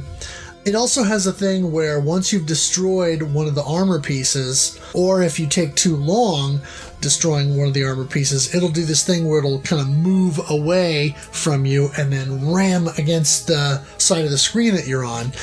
So you have to be careful and make sure your speed is turned up enough so that you can move out of the way when it does that. Then, like, if you destroy the left side first, then you move over to the right side and whip out the railgun, the freeway, etc., and keep on pelting it with your fire so that you can take out the armor on that left side. Then my recommendation is, or on the right side, I should say, then my recommendation is to move over back to the left, because then its attack pattern will change and it will spit out these, because I think those armor deals are also like rocket boosters, and so then it'll spit out these legs with these big claws on them so that it can just sort of walk up and down this shaft, this silo, and it'll have these deals that'll start spinning around it that you need to shoot. It'll continue to shoot out the drone things, and its core, which is this sort of little blue orb, will shoot out this giant spread shot, and then the core will bounce around the screen a little ways. And what you have to do basically is you can knock down all the shots in the big spread shot, and you need to shoot down that core piece. And that's the way that you beat Orn Faust, is you just keep pelting away at that blue orb when it's flying around the screen before he finally goes down. Yeah, this boss caught me unaware with the pulling away and then slamming into the wall. Definitely did not expect that the first time I was fighting this. But on the whole, it was definitely a lot more of a predictable fight than some of the others.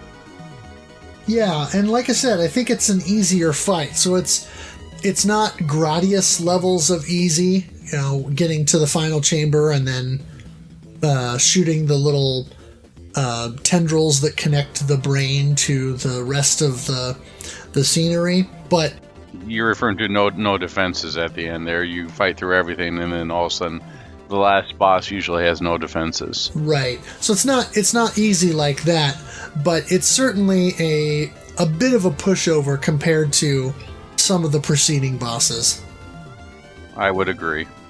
Well, we've kind of been talking about the weapons all throughout the game, but we should probably just detail those quickly here so that for all these terms that we've been throwing out, we can kind of explain what these are. So let's just kind of go back and forth on these and talk about these. The initial weapons that you start with are, the first is the twin shot, and that is kind of your built-in default weapon. It shoots out a pair of orange projectiles at enemies, and they shoot out pretty quickly. It's not overly strong, but it is reliable. So if you get hit and you lose your blade, then you at least always have this to fall back on. Speaking of falling back on stuff, we have the back shot, a built-in secondary weapon. You switch to this weapon for a rapid set of small blue projectiles, which opposed to the twin shot's orange projectiles, to be shot from both the front and the rear of the Rhinox. So you at least have some means of attacking enemies behind you. Now, with this shot, you're going to get one shot out of the front and two out of the back. So use the twin shot to shoot forward, and the back shot, as its name implies, to shoot backwards. It's effective to a point, but there are certainly better options out there. Definitely. The back shot is the weakest enemy in the game, or weakest enemy, the weakest weapon in the game, and definitely not something you want to rely on very long. The upgrade to the twin shot is called the blade, and that's when you shoot the orange power-up ship and you see the B icon. And it's a large orange blade of death which spins around at high speed, and it cuts a wide swath in front of your ship, causing heavy damage. The blade is probably the most directly powerful weapon in the game. It will cause the most damage, I think, of any of the standard weapons. And we should pause here for a second and say that the blade is unique among the standard weapons in the game. One thing we haven't mentioned up to this point is when you shoot enemies with your weapons, standard popcorn enemies and things like that will just get destroyed. But any enemy that takes more than a couple of shots, there's a damage indicator that you can see when you shoot that enemy. And so with most of the weapons like the twin shot or the freeway or things like that, you can see these little explosions at the point of impact of your weapon. If those little explosions are blue, you're not damaging it. If those little explosions are orange, you're damaging it. So that's the weak point that you want to hit. The blade, however, does not have any of that. So you kind of have to know where the weak points are by trying out the other weapons and seeing where they are, or just hoping that because of the blade's sheer size and the amount of real estate, so to speak, that it covers, that you're going to hit a weak point when it's impacting the enemies. Alright, we're going to move next to the upgrade for the backshot, which is known as the railgun. This keeps a small projectile firing forward, but your rear cannons get upgraded to pretty large lasers that deal damage, far more damage than the original configuration. This is really what you want to have if you're firing back, especially to take out that boss and the boss of Air Raid and to try and deal with that snake and strike. These really should be your default backwards facing weapons. Yeah, they're pretty powerful. I guess it's like in Gradius, if you're going from the regular shot to laser on there, it's definitely an upgrade. Oh yeah. Next up is the snake, and much like the railgun, your ship will retain a small forward cannon for frontal assaults, but then you begin to lob destructive bombs outward from the top and bottom of your ship, and the resulting explosions will crawl along the ceiling or the ground or on any surface that they impact for big damage. So think of it like, again, you mentioned Gradius. I know there's at least one type of kind of like photon torpedo in that, or there are a number of other shmups over the years that do it, but you have a bomb or a missile that will shoot down toward the ground, and then when it hits, then it creates a chain reaction of explosions that kind of go along the ground for a little bit, and it's the same thing with the snake. Yeah, it's almost like a cluster bomb there. Yeah. The other one that love to use against the gargoyle diver is the freeway. And the freeway is a 5-wave volley of missiles that shoot out from the Rhinox opposite the direction it last moved. As an example, if you move to the right, the volley of missiles will fire directly behind it, and you'll have a forward cannon to accompany it. You can aim in any 8 directions to allow for maximum destruction of foes on all sides. Really great for hitting stuff such as you mentioned Stage 5, hitting against the battleship, or again with a gargoyle diver, in those tight situations where you have to have directed aiming. Yeah, and the thing to remember about the freeway is you cannot lock it in position. And so anytime you move, even in the slightest, if you tap a direction and you move a different direction than what you had previously moved, the freeway will change position. Now, one nice thing about the freeway is, with the snake or the railgun, where you still get that little bit of forward fire on that, the freeway does that too, but whatever the direction is that you moved in is the direction that you'll get that sort of little bit of fire going, while then the freeway volley of missiles goes the opposite direction. So you still have a little bit of quote-unquote forward fire, or, fire in the direction that you're moving, rather than being completely exposed. So that's a nice touch. Definitely agree. Moving on, we have one of my favorite weapons in the game, the Hunter. As its namesake would suggest, a homing weapon that consists of a spread of 3 blue homing energy projectiles fired in rapid succession. These will seek out a target until it's destroyed, though their damage ratio isn't as strong as some other weapons. Definitely has its uses in the air raid stage and stage 6, or the frozen over lake stage. I also like using it in stage 4, but its mileage may vary depending upon the user and how much I wonder if anybody thinks this is more of a handicap weapon. Yeah, I think the general consensus is you get the Hunter and then you use the Hunter. I don't necessarily feel that way. If you're playing on easy, it's a good way to cheese the game and make it easier to play through. You still have to memorize, enemy placement and patterns and movement and stuff, but it definitely makes the easy mode a lot easier. But as we said, in stage 7, you've got those bubbles that the Hunter can't destroy, so you can't rely on it 100%.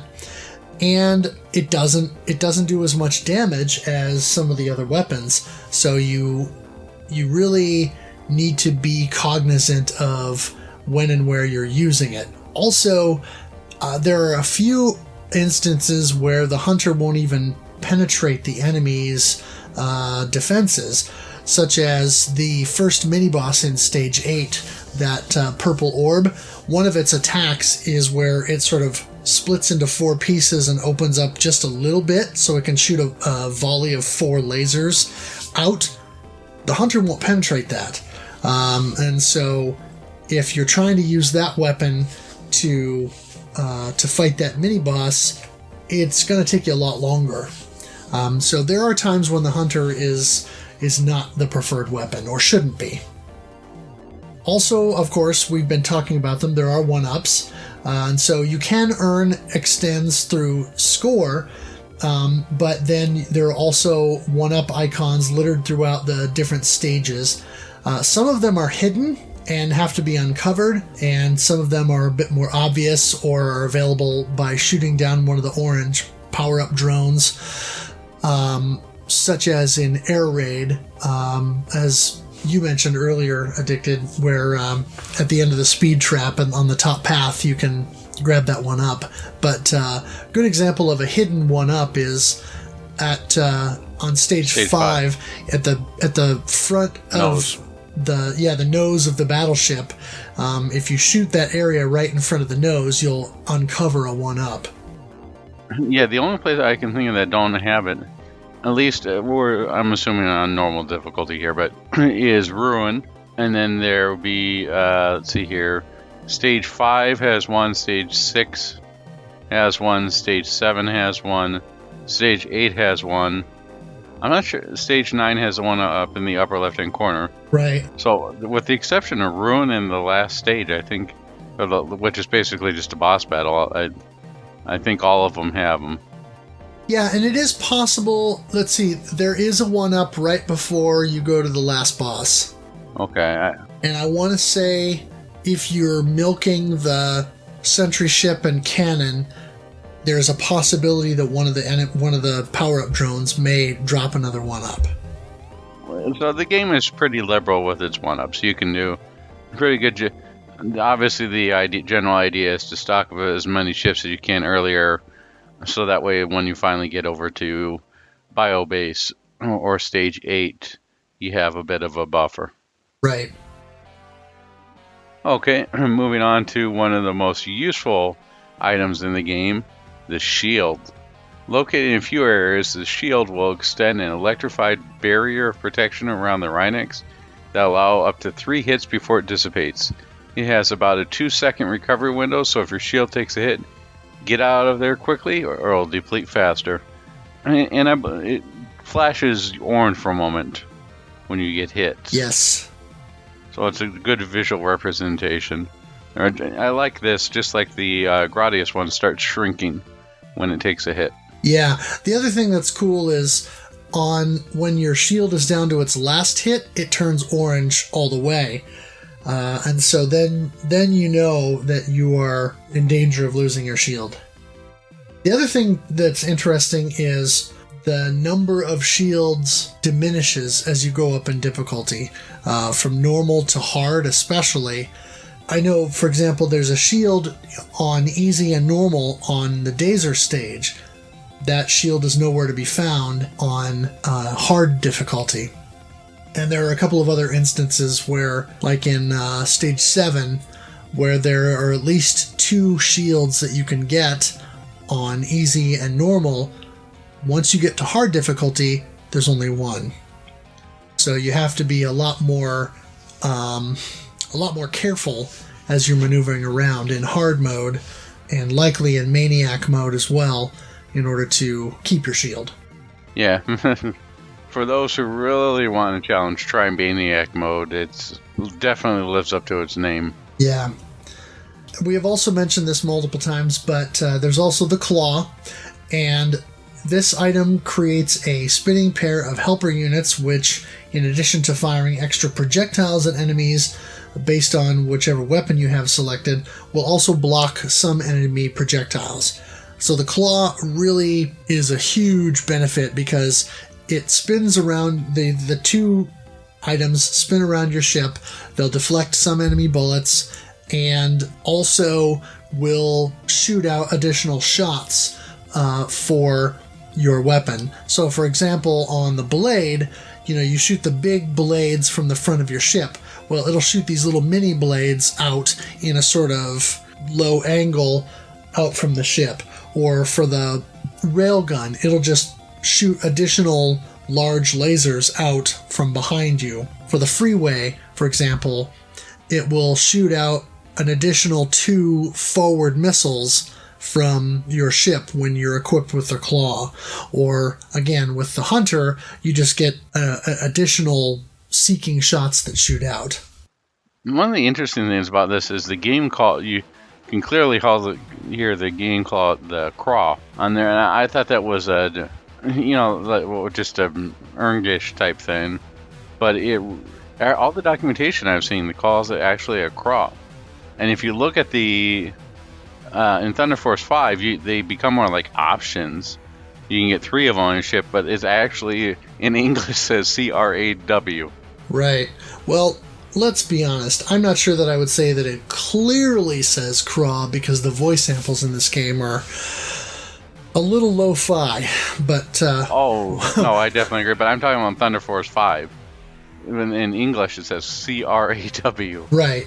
Yeah, and that's a weird sort of translation thing, because I think in the manual for Lightning Force it says claw, but yeah, in different locations it says craw. So it is a little bit weird, and I'm not sure which is official, whether it's claw or craw. It makes me think of I'm dating myself here a little bit, but it makes me think of what was that show on Nick at Night with Agent 86?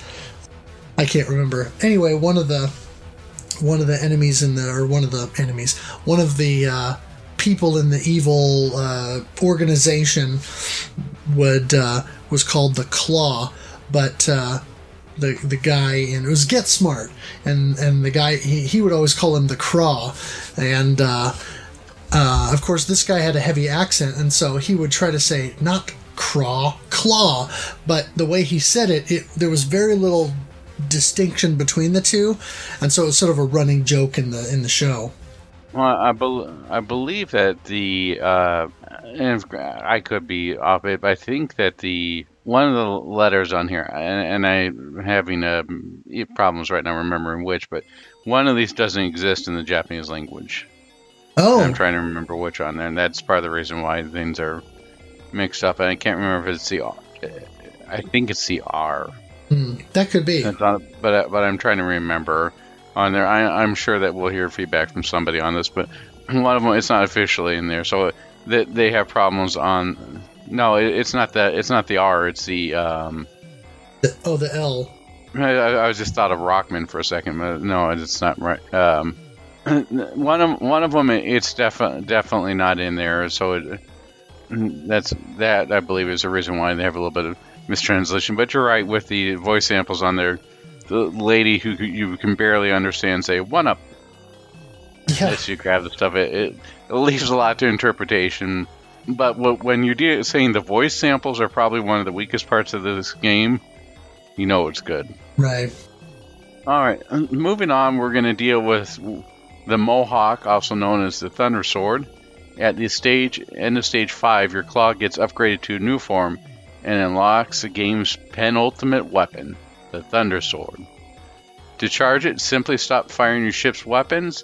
The longer you charge, the bigger the boom, until you reach the maximum capacity, which sends a huge blade of blue laser thrusting forward through your ship, accompanied by a pair of lightning strikes which emanate from your newly upgraded claw. Or craw. Yes. This weapon is so much fun to use, because it's such a cool effect too, because it has an accompanying sound effect, and when you see the craw or claw orbiting around your ship, when you're not firing and it's charging, you see this sort of electric field around each of those orbs, and so it's a really neat kind of build up to the ability to fire it. And then once you do fire it, it's an impressive weapon that it has such an impact. And like I said before, it has a recoil effect to it. So that's just a way visually for the game to just kind of indicate to you how powerful it is. This blast is so powerful that it's pushing your ship back. Yeah, it's definitely one of those weapons that stays ingrained in your brain. It has everything. It's got the shock value, this is cool value. It's definitely an iconic weapon in a shmup. Yeah. As the options are in Gradius, the Thunder Sword is to Thunder Force. Yeah. Something that you would instantly recognize. Very much so. Now that we've gone over the weapon systems on here, want to deal with a little bit of how they function with the game. Whatever weapon you currently have, as long as it's not the twin shot or the back shot, if it's selected and you're hit and you die, you lose that weapon until you collect it again. Yes. And the only Thunder Force that I've played that doesn't do that is Thunder Force 6. Right. Thunder Force 6, you keep the weapons the entire time. Yeah. The exception to that is in the new port of the game that M2 did for the Sega Ages line that is on the Nintendo Switch. That has a kids mode where when you die, you don't lose the weapon that you were using. So it makes the game even easier, because then once you get the hunter and you have a full complement of weapons, combine that with the 99 lives trick, which we'll mention here a little bit later, and you can still kind of play through the game and have a go at it. It's nice that they're making it accessible for all skill levels. Yeah. And so, look, one of the things that the game doesn't tell you, but you should definitely know, is weapon damage can be determined by looking at the point of the enemy where your weapon is impacting. So, quick translation of this is if you see a small blue explosion, it's not damaging the enemy. If you have a small orange explosion, you're hitting the right spot. For the hunter, that changes into a large blue or large orange ring to denote the impact. The blade weapon, as we mentioned previously, has no indicator because of its sheer size and strength. Or it may have just been a little bit hard to deal with something that's orange, going to show up as a little orange circle, so they're making it really hard to tell if you're hitting on there. Which is why I'm sure a lot of people had some problems with Gargoyle Diver. I know I did until I switched to the 3-way that made things easy. Because it's really hard to tell exactly if you're hitting correctly, and you have to line up your shots in order to hit that orb. Yes, definitely. Would you like to say a few words about the graphics? For the graphics, I would say kick butt. No.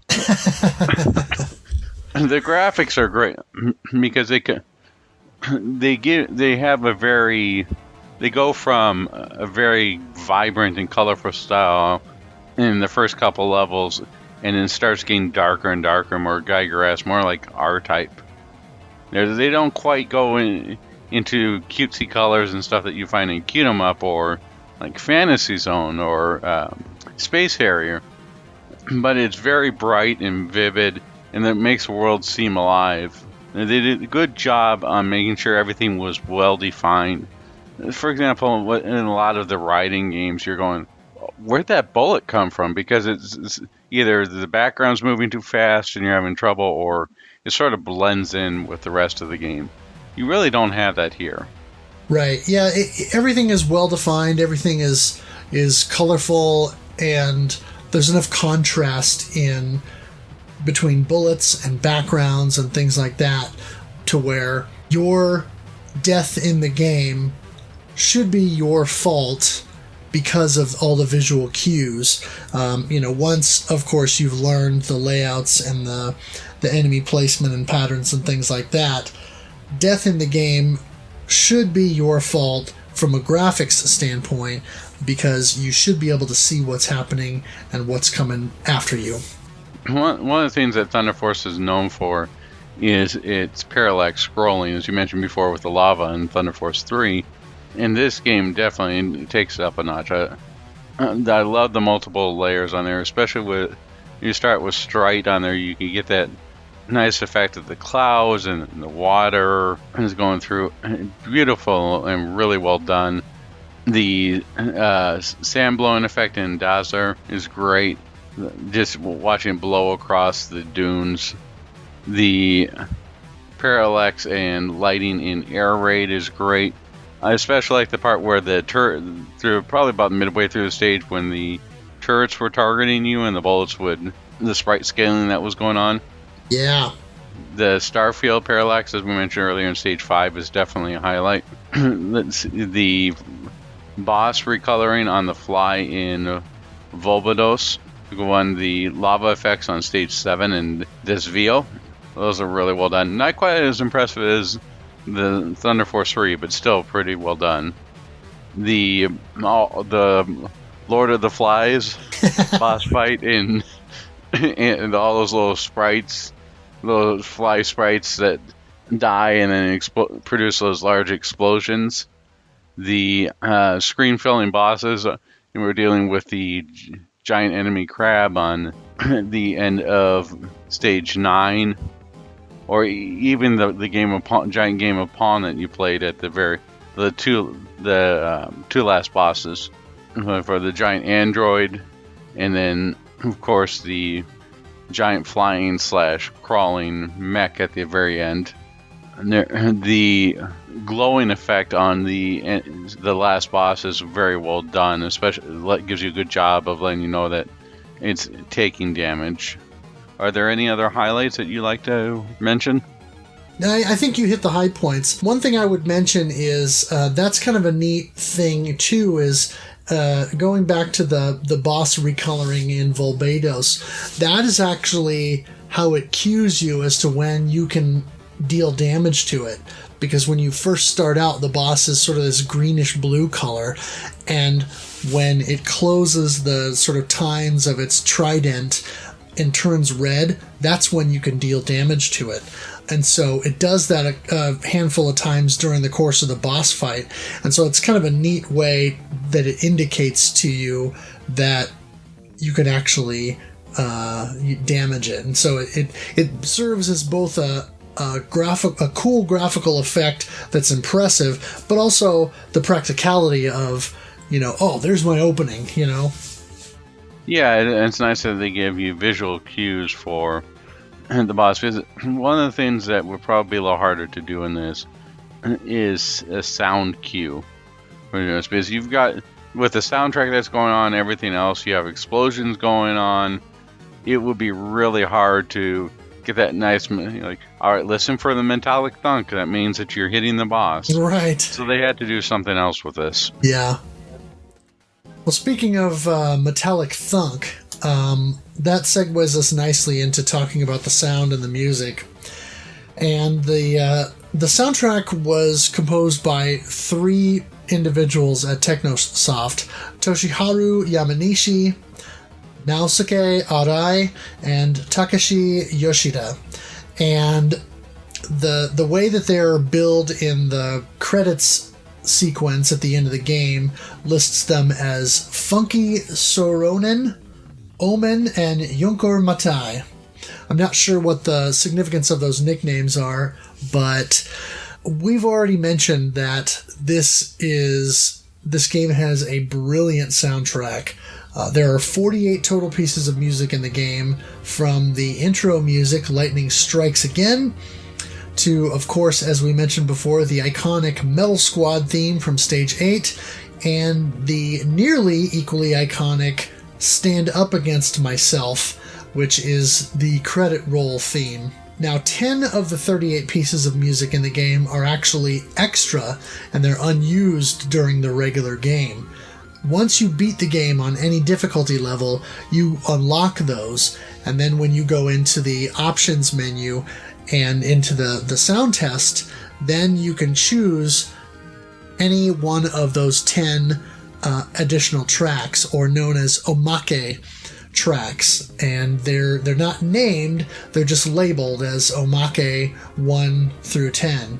The music in the game is an interesting mix of kind of synthesized hard rock and heavy metal, and also a lot of very electronic music and some different moody things in there. There are a couple of recurring songs or themes from earlier games that return.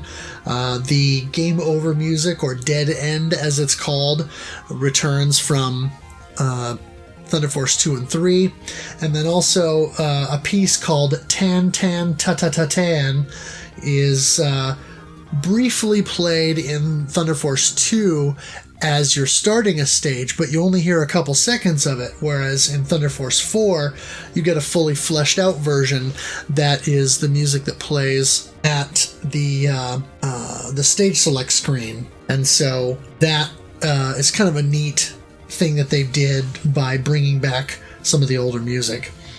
The soundtrack in the game makes excellent use of both of the sound chips that are in the Sega Genesis, the Yamaha YM2612 chip, and then also the SN76489 PSG chip, which was originally in the Master System and then later in the Game Gear, in order to provide backwards compatibility with the Genesis. And so a lot of the Sega team and a handful of other third parties in that, but Techno Soft in particular, did a really good job of utilizing both sound chips to get the most out of it. And so the music is very layered and it has a lot going on, and they really utilize those sound chips very effectively.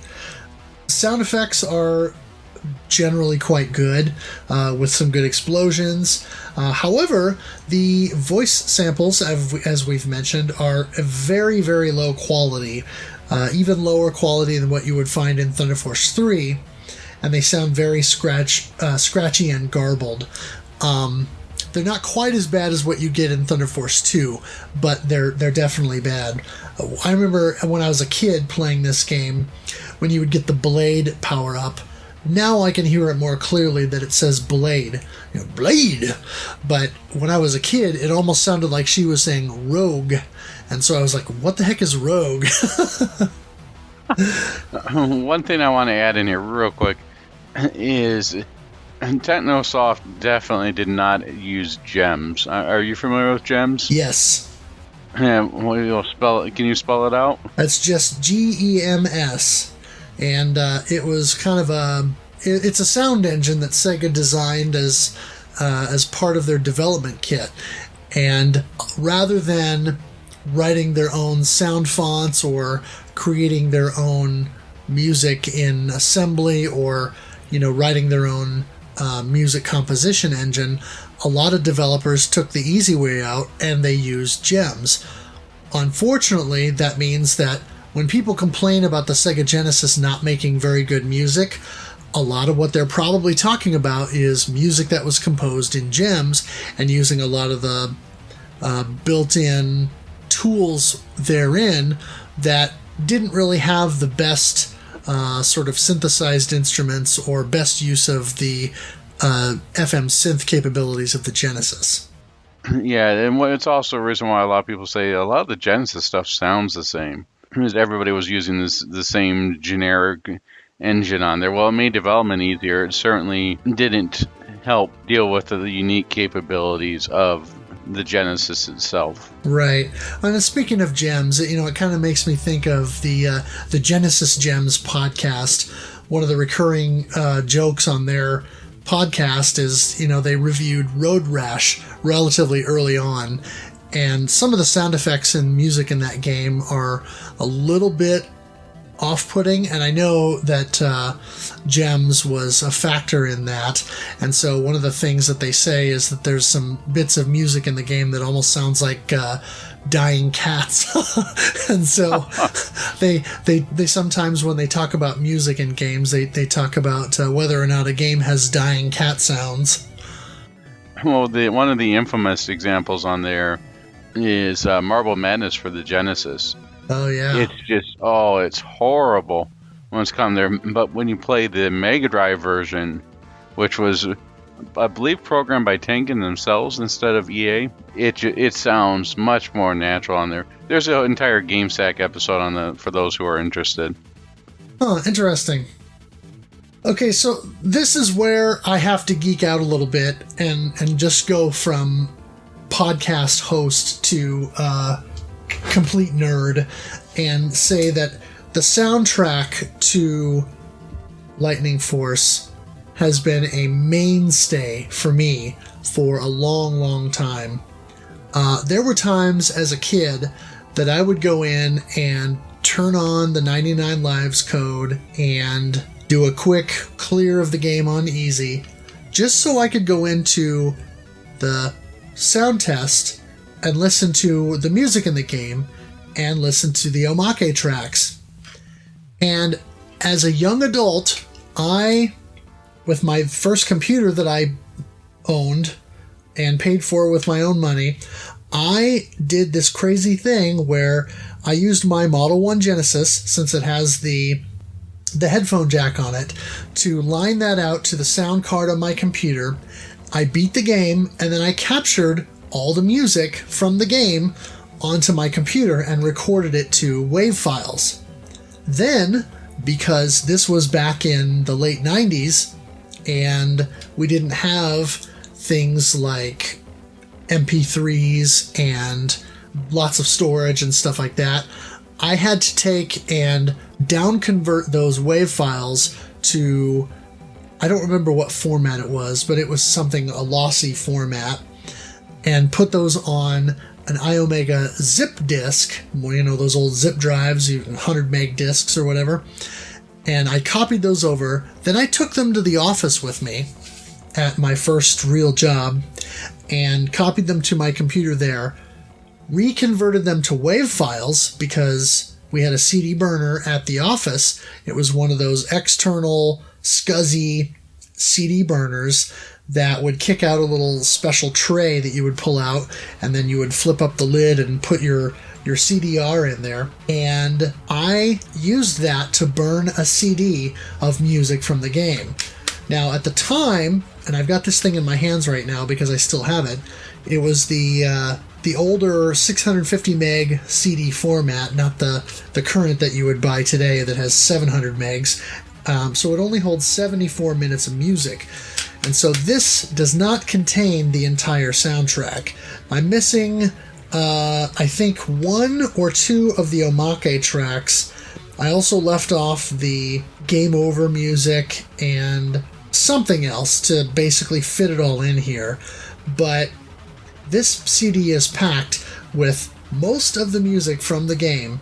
And I mean, I went all out. I used Photoshop, and I used the Genesis emulator to play the game and capture screenshots. So I've got the title screen of the game on here, and then I've got Quest for the Dark Star that I photoshopped with this flame effect, and then the back of the CD has all these song titles that I made up for the tracks in the game, and then screenshots behind it showing some of the different levels. So I mean, I'm looking here, and I've got Air Raid, and I've got Dazer, and I've got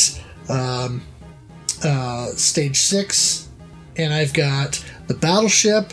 So I completely nerded out on this and made this custom CD for me to listen to, and I still have it 20 years later. It still works, and it's just, I don't know, I have such a connection to the soundtrack, and I don't know what it is, but the music is just so good. And so for me, the fact that this is my favorite shoot 'em up of all time, part of that is wrapped up in this soundtrack, because I'm such a music nerd anyway. And so this, for me, is just, the soundtrack has no equal. I really like the soundtrack, and seeing that it's coming from Data Disc, it may be I told myself I wouldn't do anything as far as video games on vinyl, because I need another collection, like I need a hole in it. But this may actually be one that I do own, because this definitely kicks some butt. Oh yeah, on there, and definitely does Little Fro proud. Yeah, when I saw the announcement that Data Discs was going to do the Thunder Force 4 soundtrack, first of all, a year or a year and a half ago, when they started really releasing these soundtracks, and it was all Sega stuff, and I tweeted them or emailed or something, and I said, Thunder Force 4, do Thunder Force 4, and their response to me was, well, maybe, we can look into that for the future. Well, they're making my wish come true, and I am stoked about this. And you can bet your bottom dollar that whatever time this goes on sale, I will be refreshing the page of their website until I can get in and put in a pre-order for the limited edition vinyl, whatever the color pattern is or whatever it is, so that I can have this thing to spin, because I just love this soundtrack. I mean, I had this blog that I wrote years ago that I did music reviews and stuff like that. Well, I kind of started doing this treatise on Lightning Force and why I love this game so much. And I actually did this thing where I took all these song titles that I created for these things before I actually knew what their official titles were, and I did this walkthrough of all these songs and made this table on my blog where I put down my original title for the song that I made up, and then the actual title for the song, and then what area or screen or portion of the game that corresponds to.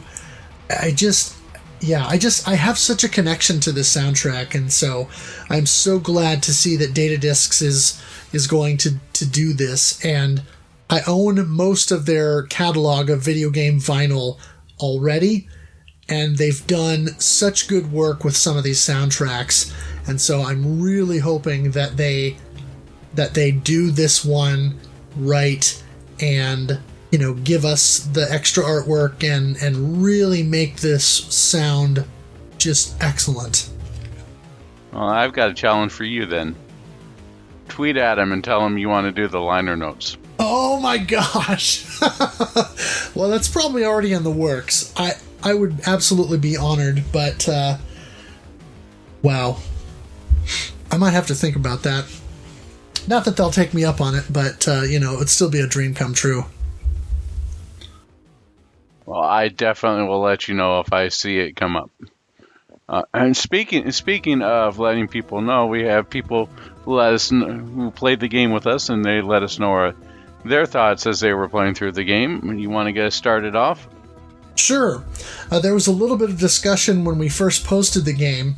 Lord Borba posted and said Lightning Force, and Gollum quoted his post and said Lightening Force. It's a crucial distinction, kind of in jest, but he says, as for the game itself, it seems like a lot of things kill me by hopping on screen and instantly darting for me.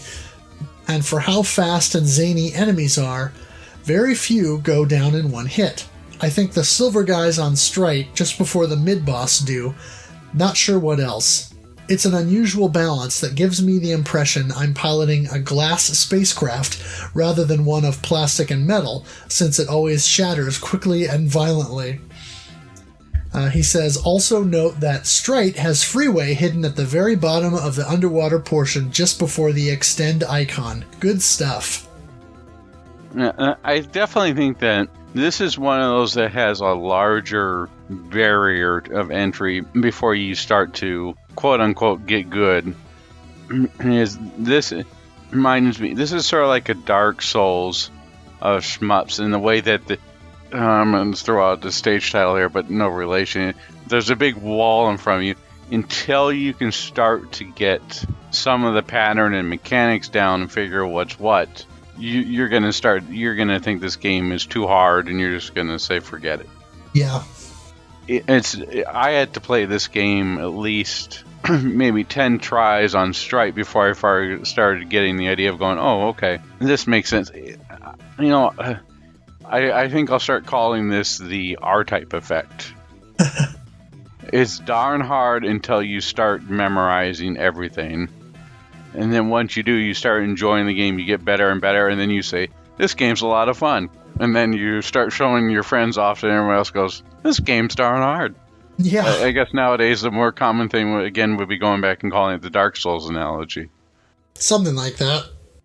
Looking at, we've got the always present and always ready to try a new game, Dougley 007, said, I'll keep joining, and after one day, maybe I can beat one of these. It was followed up by, LOL. On easy, I couldn't beat one boss. On easy with weapons coach, I managed to beat the stage and got to the boss of next. What's the best way to, or what's the best order of stages to play? Yeah, as previously mentioned, he's definitely has a learning curve, a steep learning curve to this game, and it's going to reward patience and repetition, just like any shmup. But if you can stick with it and break through that wall, it's very rewarding. Yeah, and Dougley touches on something that we didn't mention earlier, but there is a cheat code that you can enter in the game when you pause it to fill up your weapons and to activate or deactivate the craw. So it is a means of at least getting a bit of a leg up so that you can kind of practice a level or have a little bit more of an advantage. And I alluded to before the 99 lives thing, and I'll just quickly mention here before we move on, is that's where if you go to the options menu and set the lives to 0, you have 99 lives. That only works apparently in Lightning Force. It does not work in Thunder Force 4, the Japanese version, and my understanding is it doesn't work in the PAL version of Thunder Force 4 either. So it's kind of a curious addition. It's a bug. Well, it's a curious addition that they made to the game.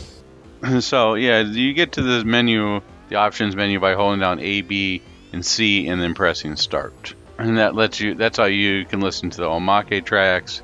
You can change the lives code. You can, I believe you can also change the buttons, what they do, correct? Yes. And then, of course, that's how you select your difficulty. Yes. And yeah, from pretty much what I was looking into and everything I found online, or at least according online, as well as Hardcore Gaming 101, suggested that the 99 lives code was just a bug in the way that the 0 lives flag was set. Oh, interesting. So that would make sense in the Japanese version and the, especially with the PAL version, that bug was fixed. Huh.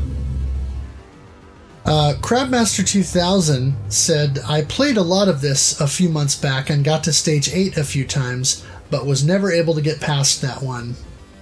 I used a bunch of codes this time to see what lay beyond, and I can confidently say I'll never finish this one legitimately. The amount of time it would take me to learn patterns and have a good run to beat those final 2 stages is more than I want to invest. Pretty fun shooter, though. Some of the music feels very out of place for the stage it is set in, but then you get to something like stage 8 and you just need to crank up your speakers to 11. The credit music was pretty awesome as well. He also says, I find stages 3 and 4 to be the easiest ones for me to finish with 1 life, and the bosses seem a lot more manageable than in 1 and 2.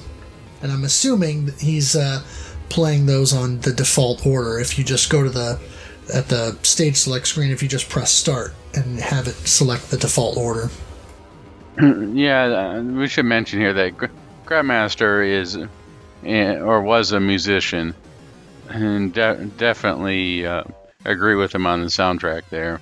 I wouldn't say that it's not like doesn't, to me at least, overall the soundtrack didn't feel out of place. I didn't feel like it was like smooth jazzed one of the stages, and I thought it had a pretty good soundtrack throughout.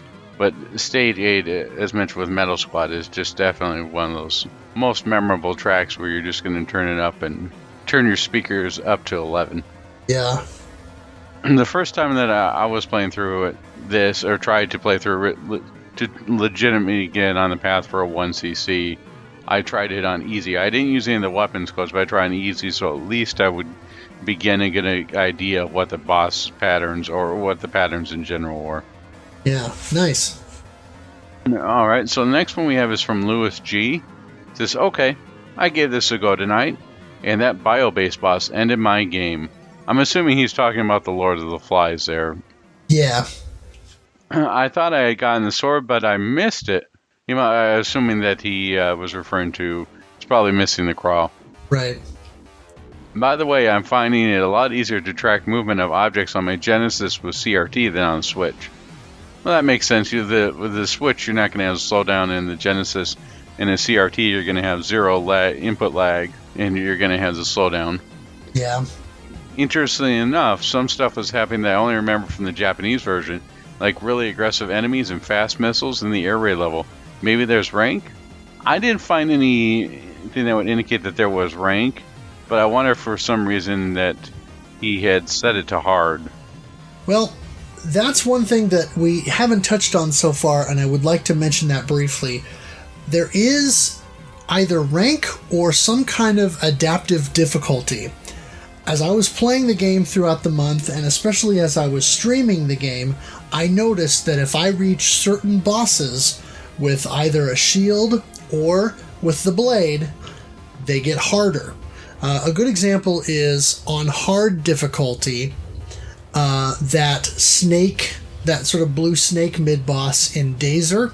If you have a shield, in addition to shooting out those orbs at you, he will shoot this giant spread of bullets out at you. And then on the boss at the end of the level, you got those orbs that spin around him and whatever. And then when you shoot him enough to where those blow away, and then he shoots out the single orb at you that kind of tracks your movement around the screen and bothers you.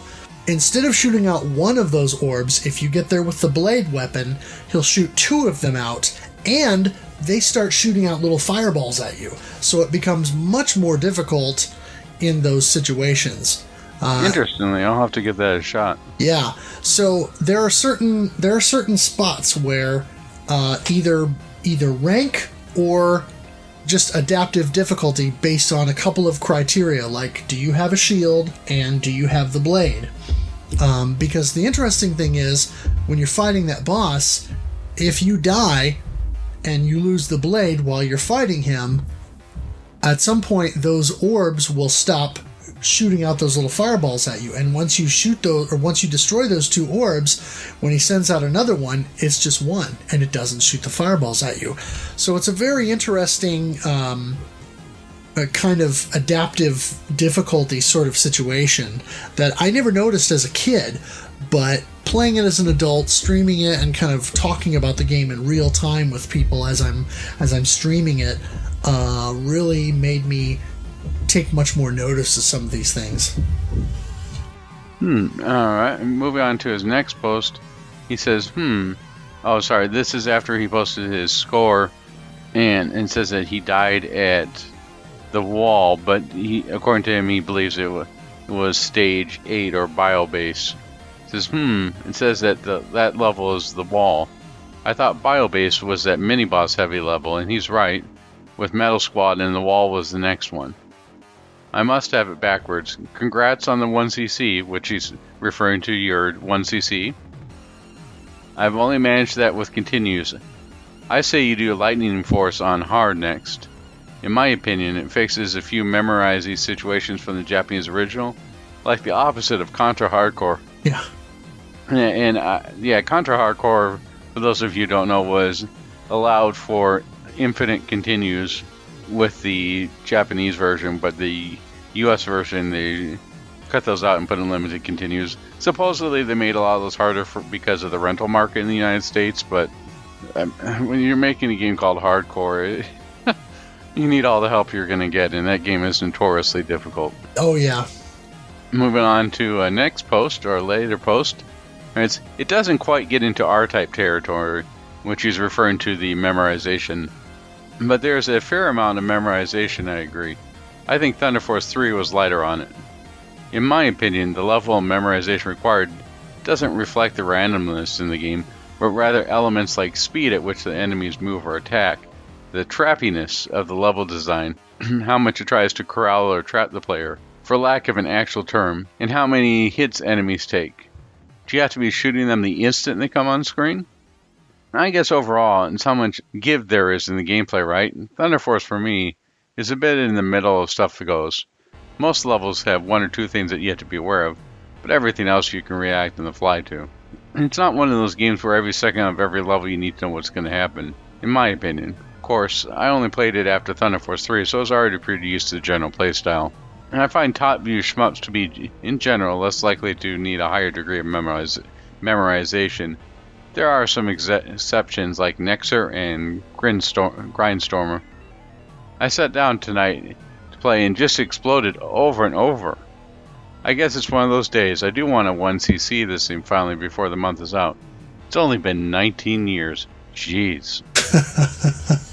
Yeah, I think he's right about the fact that it doesn't quite get to R-Type levels of memorization. I mean, the original R-Type, you really have to route that game very specifically, and there are certain paths that you can take where you'll be more safe, even with some of the RNG in the game. There are spots in the level where you should be, or kind of be in proximity to that in order to stay safe or have the best chance of survival. Thunder Force 4, because it's a little bit more fast action, gives you some ability to recover in situations by being able to maneuver quickly or think on your feet. That's one of the things that I like about classic shoot-'em-ups, is kind of having that ability as a Twitch genre to be able to see something happen on screen and react to it and either succeed and survive or fail and die, and then adapt and learn from that the next time. Yeah, there's definitely a lot more margin of error that you can have in Thunder Force 4 than you could have in a STG like R-Type. Yeah. Moving on to Easy Racer, he says, admittedly, most of my gaming for January has been influenced heavily by the NES Challenge. But the past week, I've gotten into Lightning Force and finally feel like I'm beginning to get the hang of it. Still working on clearing the first 4 stages. I know most doing this have nostalgia attached, but as someone that hadn't seen it before until recently, I feel like the graphics, sound, and fluidity of gameplay are extremely well done. It's just really hard. Not unfair, though, because I feel like you have to first learn where everything's going to be as far as items and enemies on each level, then learn how to properly react to everything before you can make progress. In a later post he says, so I got on a good run, but I didn't get a pick taken until right after the screen switched back to the title screen, hence an intentional death to get back to the new high score screen. I'll admit it was on easy, but I can normally get to the boss of Stage 6, the ice level. I continue to love the look and feel of this game, even though I'm not very good at it. Interesting bosses and unique environments. The route I usually take for the first 4 is Straight, Ruins, Air Raid, then Dazer, partly because the first 3 I can get through with minimal deaths, but the boss on Dazer continually gives me fits. I have noticed that when the boss shoots the orb that follows you, if you can get into the position to hit it with the railgun, it's pretty effective. Other brief side note, I know MetalFRO has said it, but I have to agree. I love the metallic and sometimes inaudible voice that announces your weapon upgrades. It may not have been intentional, but it adds some fun character and levity to an otherwise intense game. And then in a further post, he writes, while I enjoy this game a lot, I haven't been able to make great progress, always dying on the Stage 6 boss. Since it's nearing the end of the month, I tried something just for kicks, Maniac mode with 99 lives. It was extremely intense, extremely fun, and I still didn't make it to the end. Died on Stage 8. Also, have to say the music on Stage 8 is awesome. And I would have to say that as well. Definitely agree on there. The Stage 6 boss, if you don't know its patterns, it can be very frustrating. Especially what we mentioned before with the color changing on there. And it's got those bullets that explode in 4 different directions and then tries and get you or trap you out with a lightning of its own, effectively building a wall. It's definitely something I could see somebody getting stuck on. Yeah, something I discovered in hard mode is there's this point where that boss does this thing where it stands or it kind of floats in the middle of the screen and then puts up kind of a barrier and shoots out these electrified balls at you and kind of shoots them off in different directions. On easy and normal, those shoot out pretty slow, so you can kind of dodge in between the different volleys. On hard mode, forget about it. Your best bet is to, as soon as you see that he's about to do that, fly either over above him or underneath and just wait it out, because that stuff moves really fast and it's not likely that you're going to dodge it. So, after we've heard everybody who helped play with us this month of January 2019 for Lightning Force, what are your final thoughts on the game? I can't say enough good things about this game.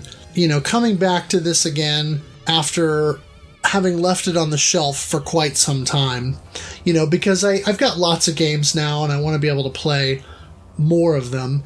And so this is not one that I pull out quite as frequently. I still listen to the soundtrack all the time, and I have a lot of fond memories of it from childhood, but I don't pull this one out and play it as frequently because I want to focus on other games and play through other games. But I had a lot of fun coming back to this game for the month, and I've got so close now to clearing the game on hard, to clearing Lightning Force on hard, that even though we're moving on to a different game, I still want to put a little bit more time into it and see if I can finally get that clear, because I cleared it on normal, and then I cleared the Japanese version on my Switch on easy, and I know I can do a hard mode clear. And I would like to also try what Easy Racer did and try to do Maniac mode with the 99 lives, and because I'm familiar enough with the game, see if I can make it through. I think that would be fun to do. But I had a lot of fun with this, and it was such a nostalgia trip for me to play this and stream it and just kind of get back into the groove with some of that muscle memory and just really dive into it again. Excellent. I definitely had heard of its legacy, and I had seen a GameStack episode which intrigued me enough to take a quick look at the Thunder Force series. I picked up this game for, I think it was like $8 back in 2007. So I was curious and had given it a shot, but I was never that good at it. So I had to break through my own barriers and get good at this game, and definitely glad I did.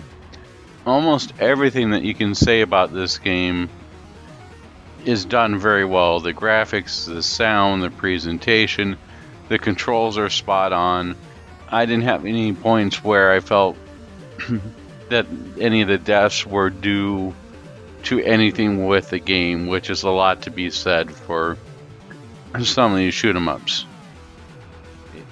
Definitely loved it overall.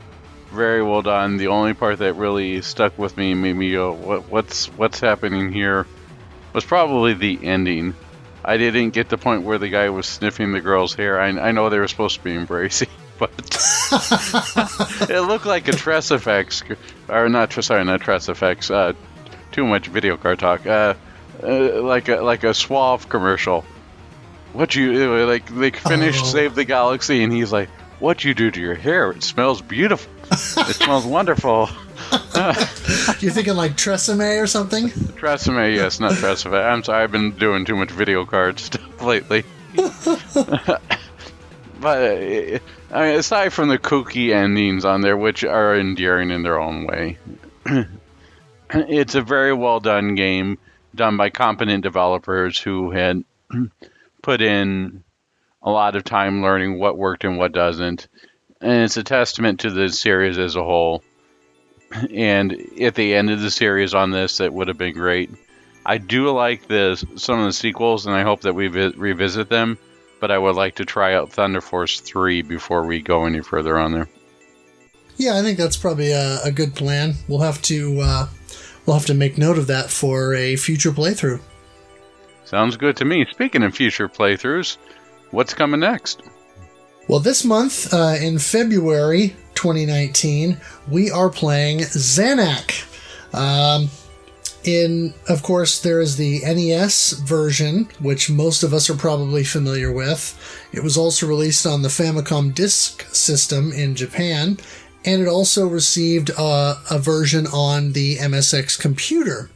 In addition to that, the Zanac Cross Zanac release that came out on the PlayStation, unfortunately in Japan only, is now available on PlayStation Network. So for those of you with a PlayStation 3, you can grab that and play Zanac Neo, which is kind of a reimagining of the original game. And then it also includes 3 versions of the original Zanac, the NES and FDS versions, and maybe the MSX version? I would have to check on that. And I'm pretty sure that the Zanac X Zanac came out for is either the 25th or the 30th anniversary of the original Zanac game. Yeah, something like that. And unfortunately, it served as a bit of a swan song for Compile, because I think after that they kind of faded away. They did. And coming up in March, we have the great PC STG Crimson Clover. Yes, and we've kind of been covering a lot of either old school or retro styled shoot 'em ups. Obviously we played Raiden 5, but that has quite a legacy in the older Raiden games, and we played a couple of other games that are a bit more modern, but this is the newest and most modern game that we've played so far, Crimson Clover, and it is a Danmaku or bullet hell shoot 'em up, very much inspired by the series of highly lauded shooters by the Japanese developer Cave. And so this is a game that I'm looking forward to digging into. It's very inexpensive on Steam, and so that'll be one definitely for the more modern shoot 'em up enthusiast to come and try their hand at. Isn't this our first Danmaku game? It is our first official Danmaku, yes. Yeah, I'm looking forward to giving it a try. I believe it's like, when it's not on sale, I believe it's $10 on Steam. Right, very affordable. Definitely. I'm looking forward to that, and I'm currently trying my hand at Zanac. Definitely a lot to talk about, but we'll get to that next time. Yeah, I love how Zanac almost sounds like Xanax, and so it sounds like a medication. Like you watch those commercials on TV. Ask your doctor if Zanac is right for you. My doctor said yes, so I'm giving it a shot. There you go. And so, I'd like to give a thanks to everyone who participated this month. We're trying out Thunder Force / Lightening Force. I'd like to give a shout out to Sarah Flash of Studio Muttprints for the logo. Speaking of that logo, we now have shirts that are based upon there. Can you let people know where they can find those shirts? Yes. Just go to redbubble.com and search Shoot the Core or Shoot the Core-cast. Either one of those will bring up the shirt. And please go buy a shirt and help support the podcast. We would like to also thank Kugasu for the intro and outro music. Love that gallantry. Oh, yeah. Good stuff. I'd also like to thank the members of RF Gen who followed us through this playcast. The members of RF Generation and the members of the playcast, as well as those who played through for the RF Gen Shmup Club of January 2019. I'd like to mention one more time, if you love the NES, to check out the 2019 RF Gen NES Challenge. And don't forget that a certain somebody is starting to stream. Yes, I've been streaming all through January, and I'll be streaming pretty much every game that we play on the Shmup Club now, as long as I have the ability to hook up whatever console or platform it is to my computer so that I can stream it. That's what I'm going to be doing. So I streamed a whole bunch of Lightning Force, And now that I've got the capability of doing it, I'll be streaming some Zanuck as well. I've already streamed that a couple of times already, and so I'll be doing that in the days and weeks to come. And for sure, we'll be streaming Crimson Clover in March. Sounds great. Is there anybody else you'd like to shout out or thank? No, I think that's it. All right. Well, thanks everybody, and we hope you enjoyed, and we'll talk to you again next time. Yep, thanks for listening.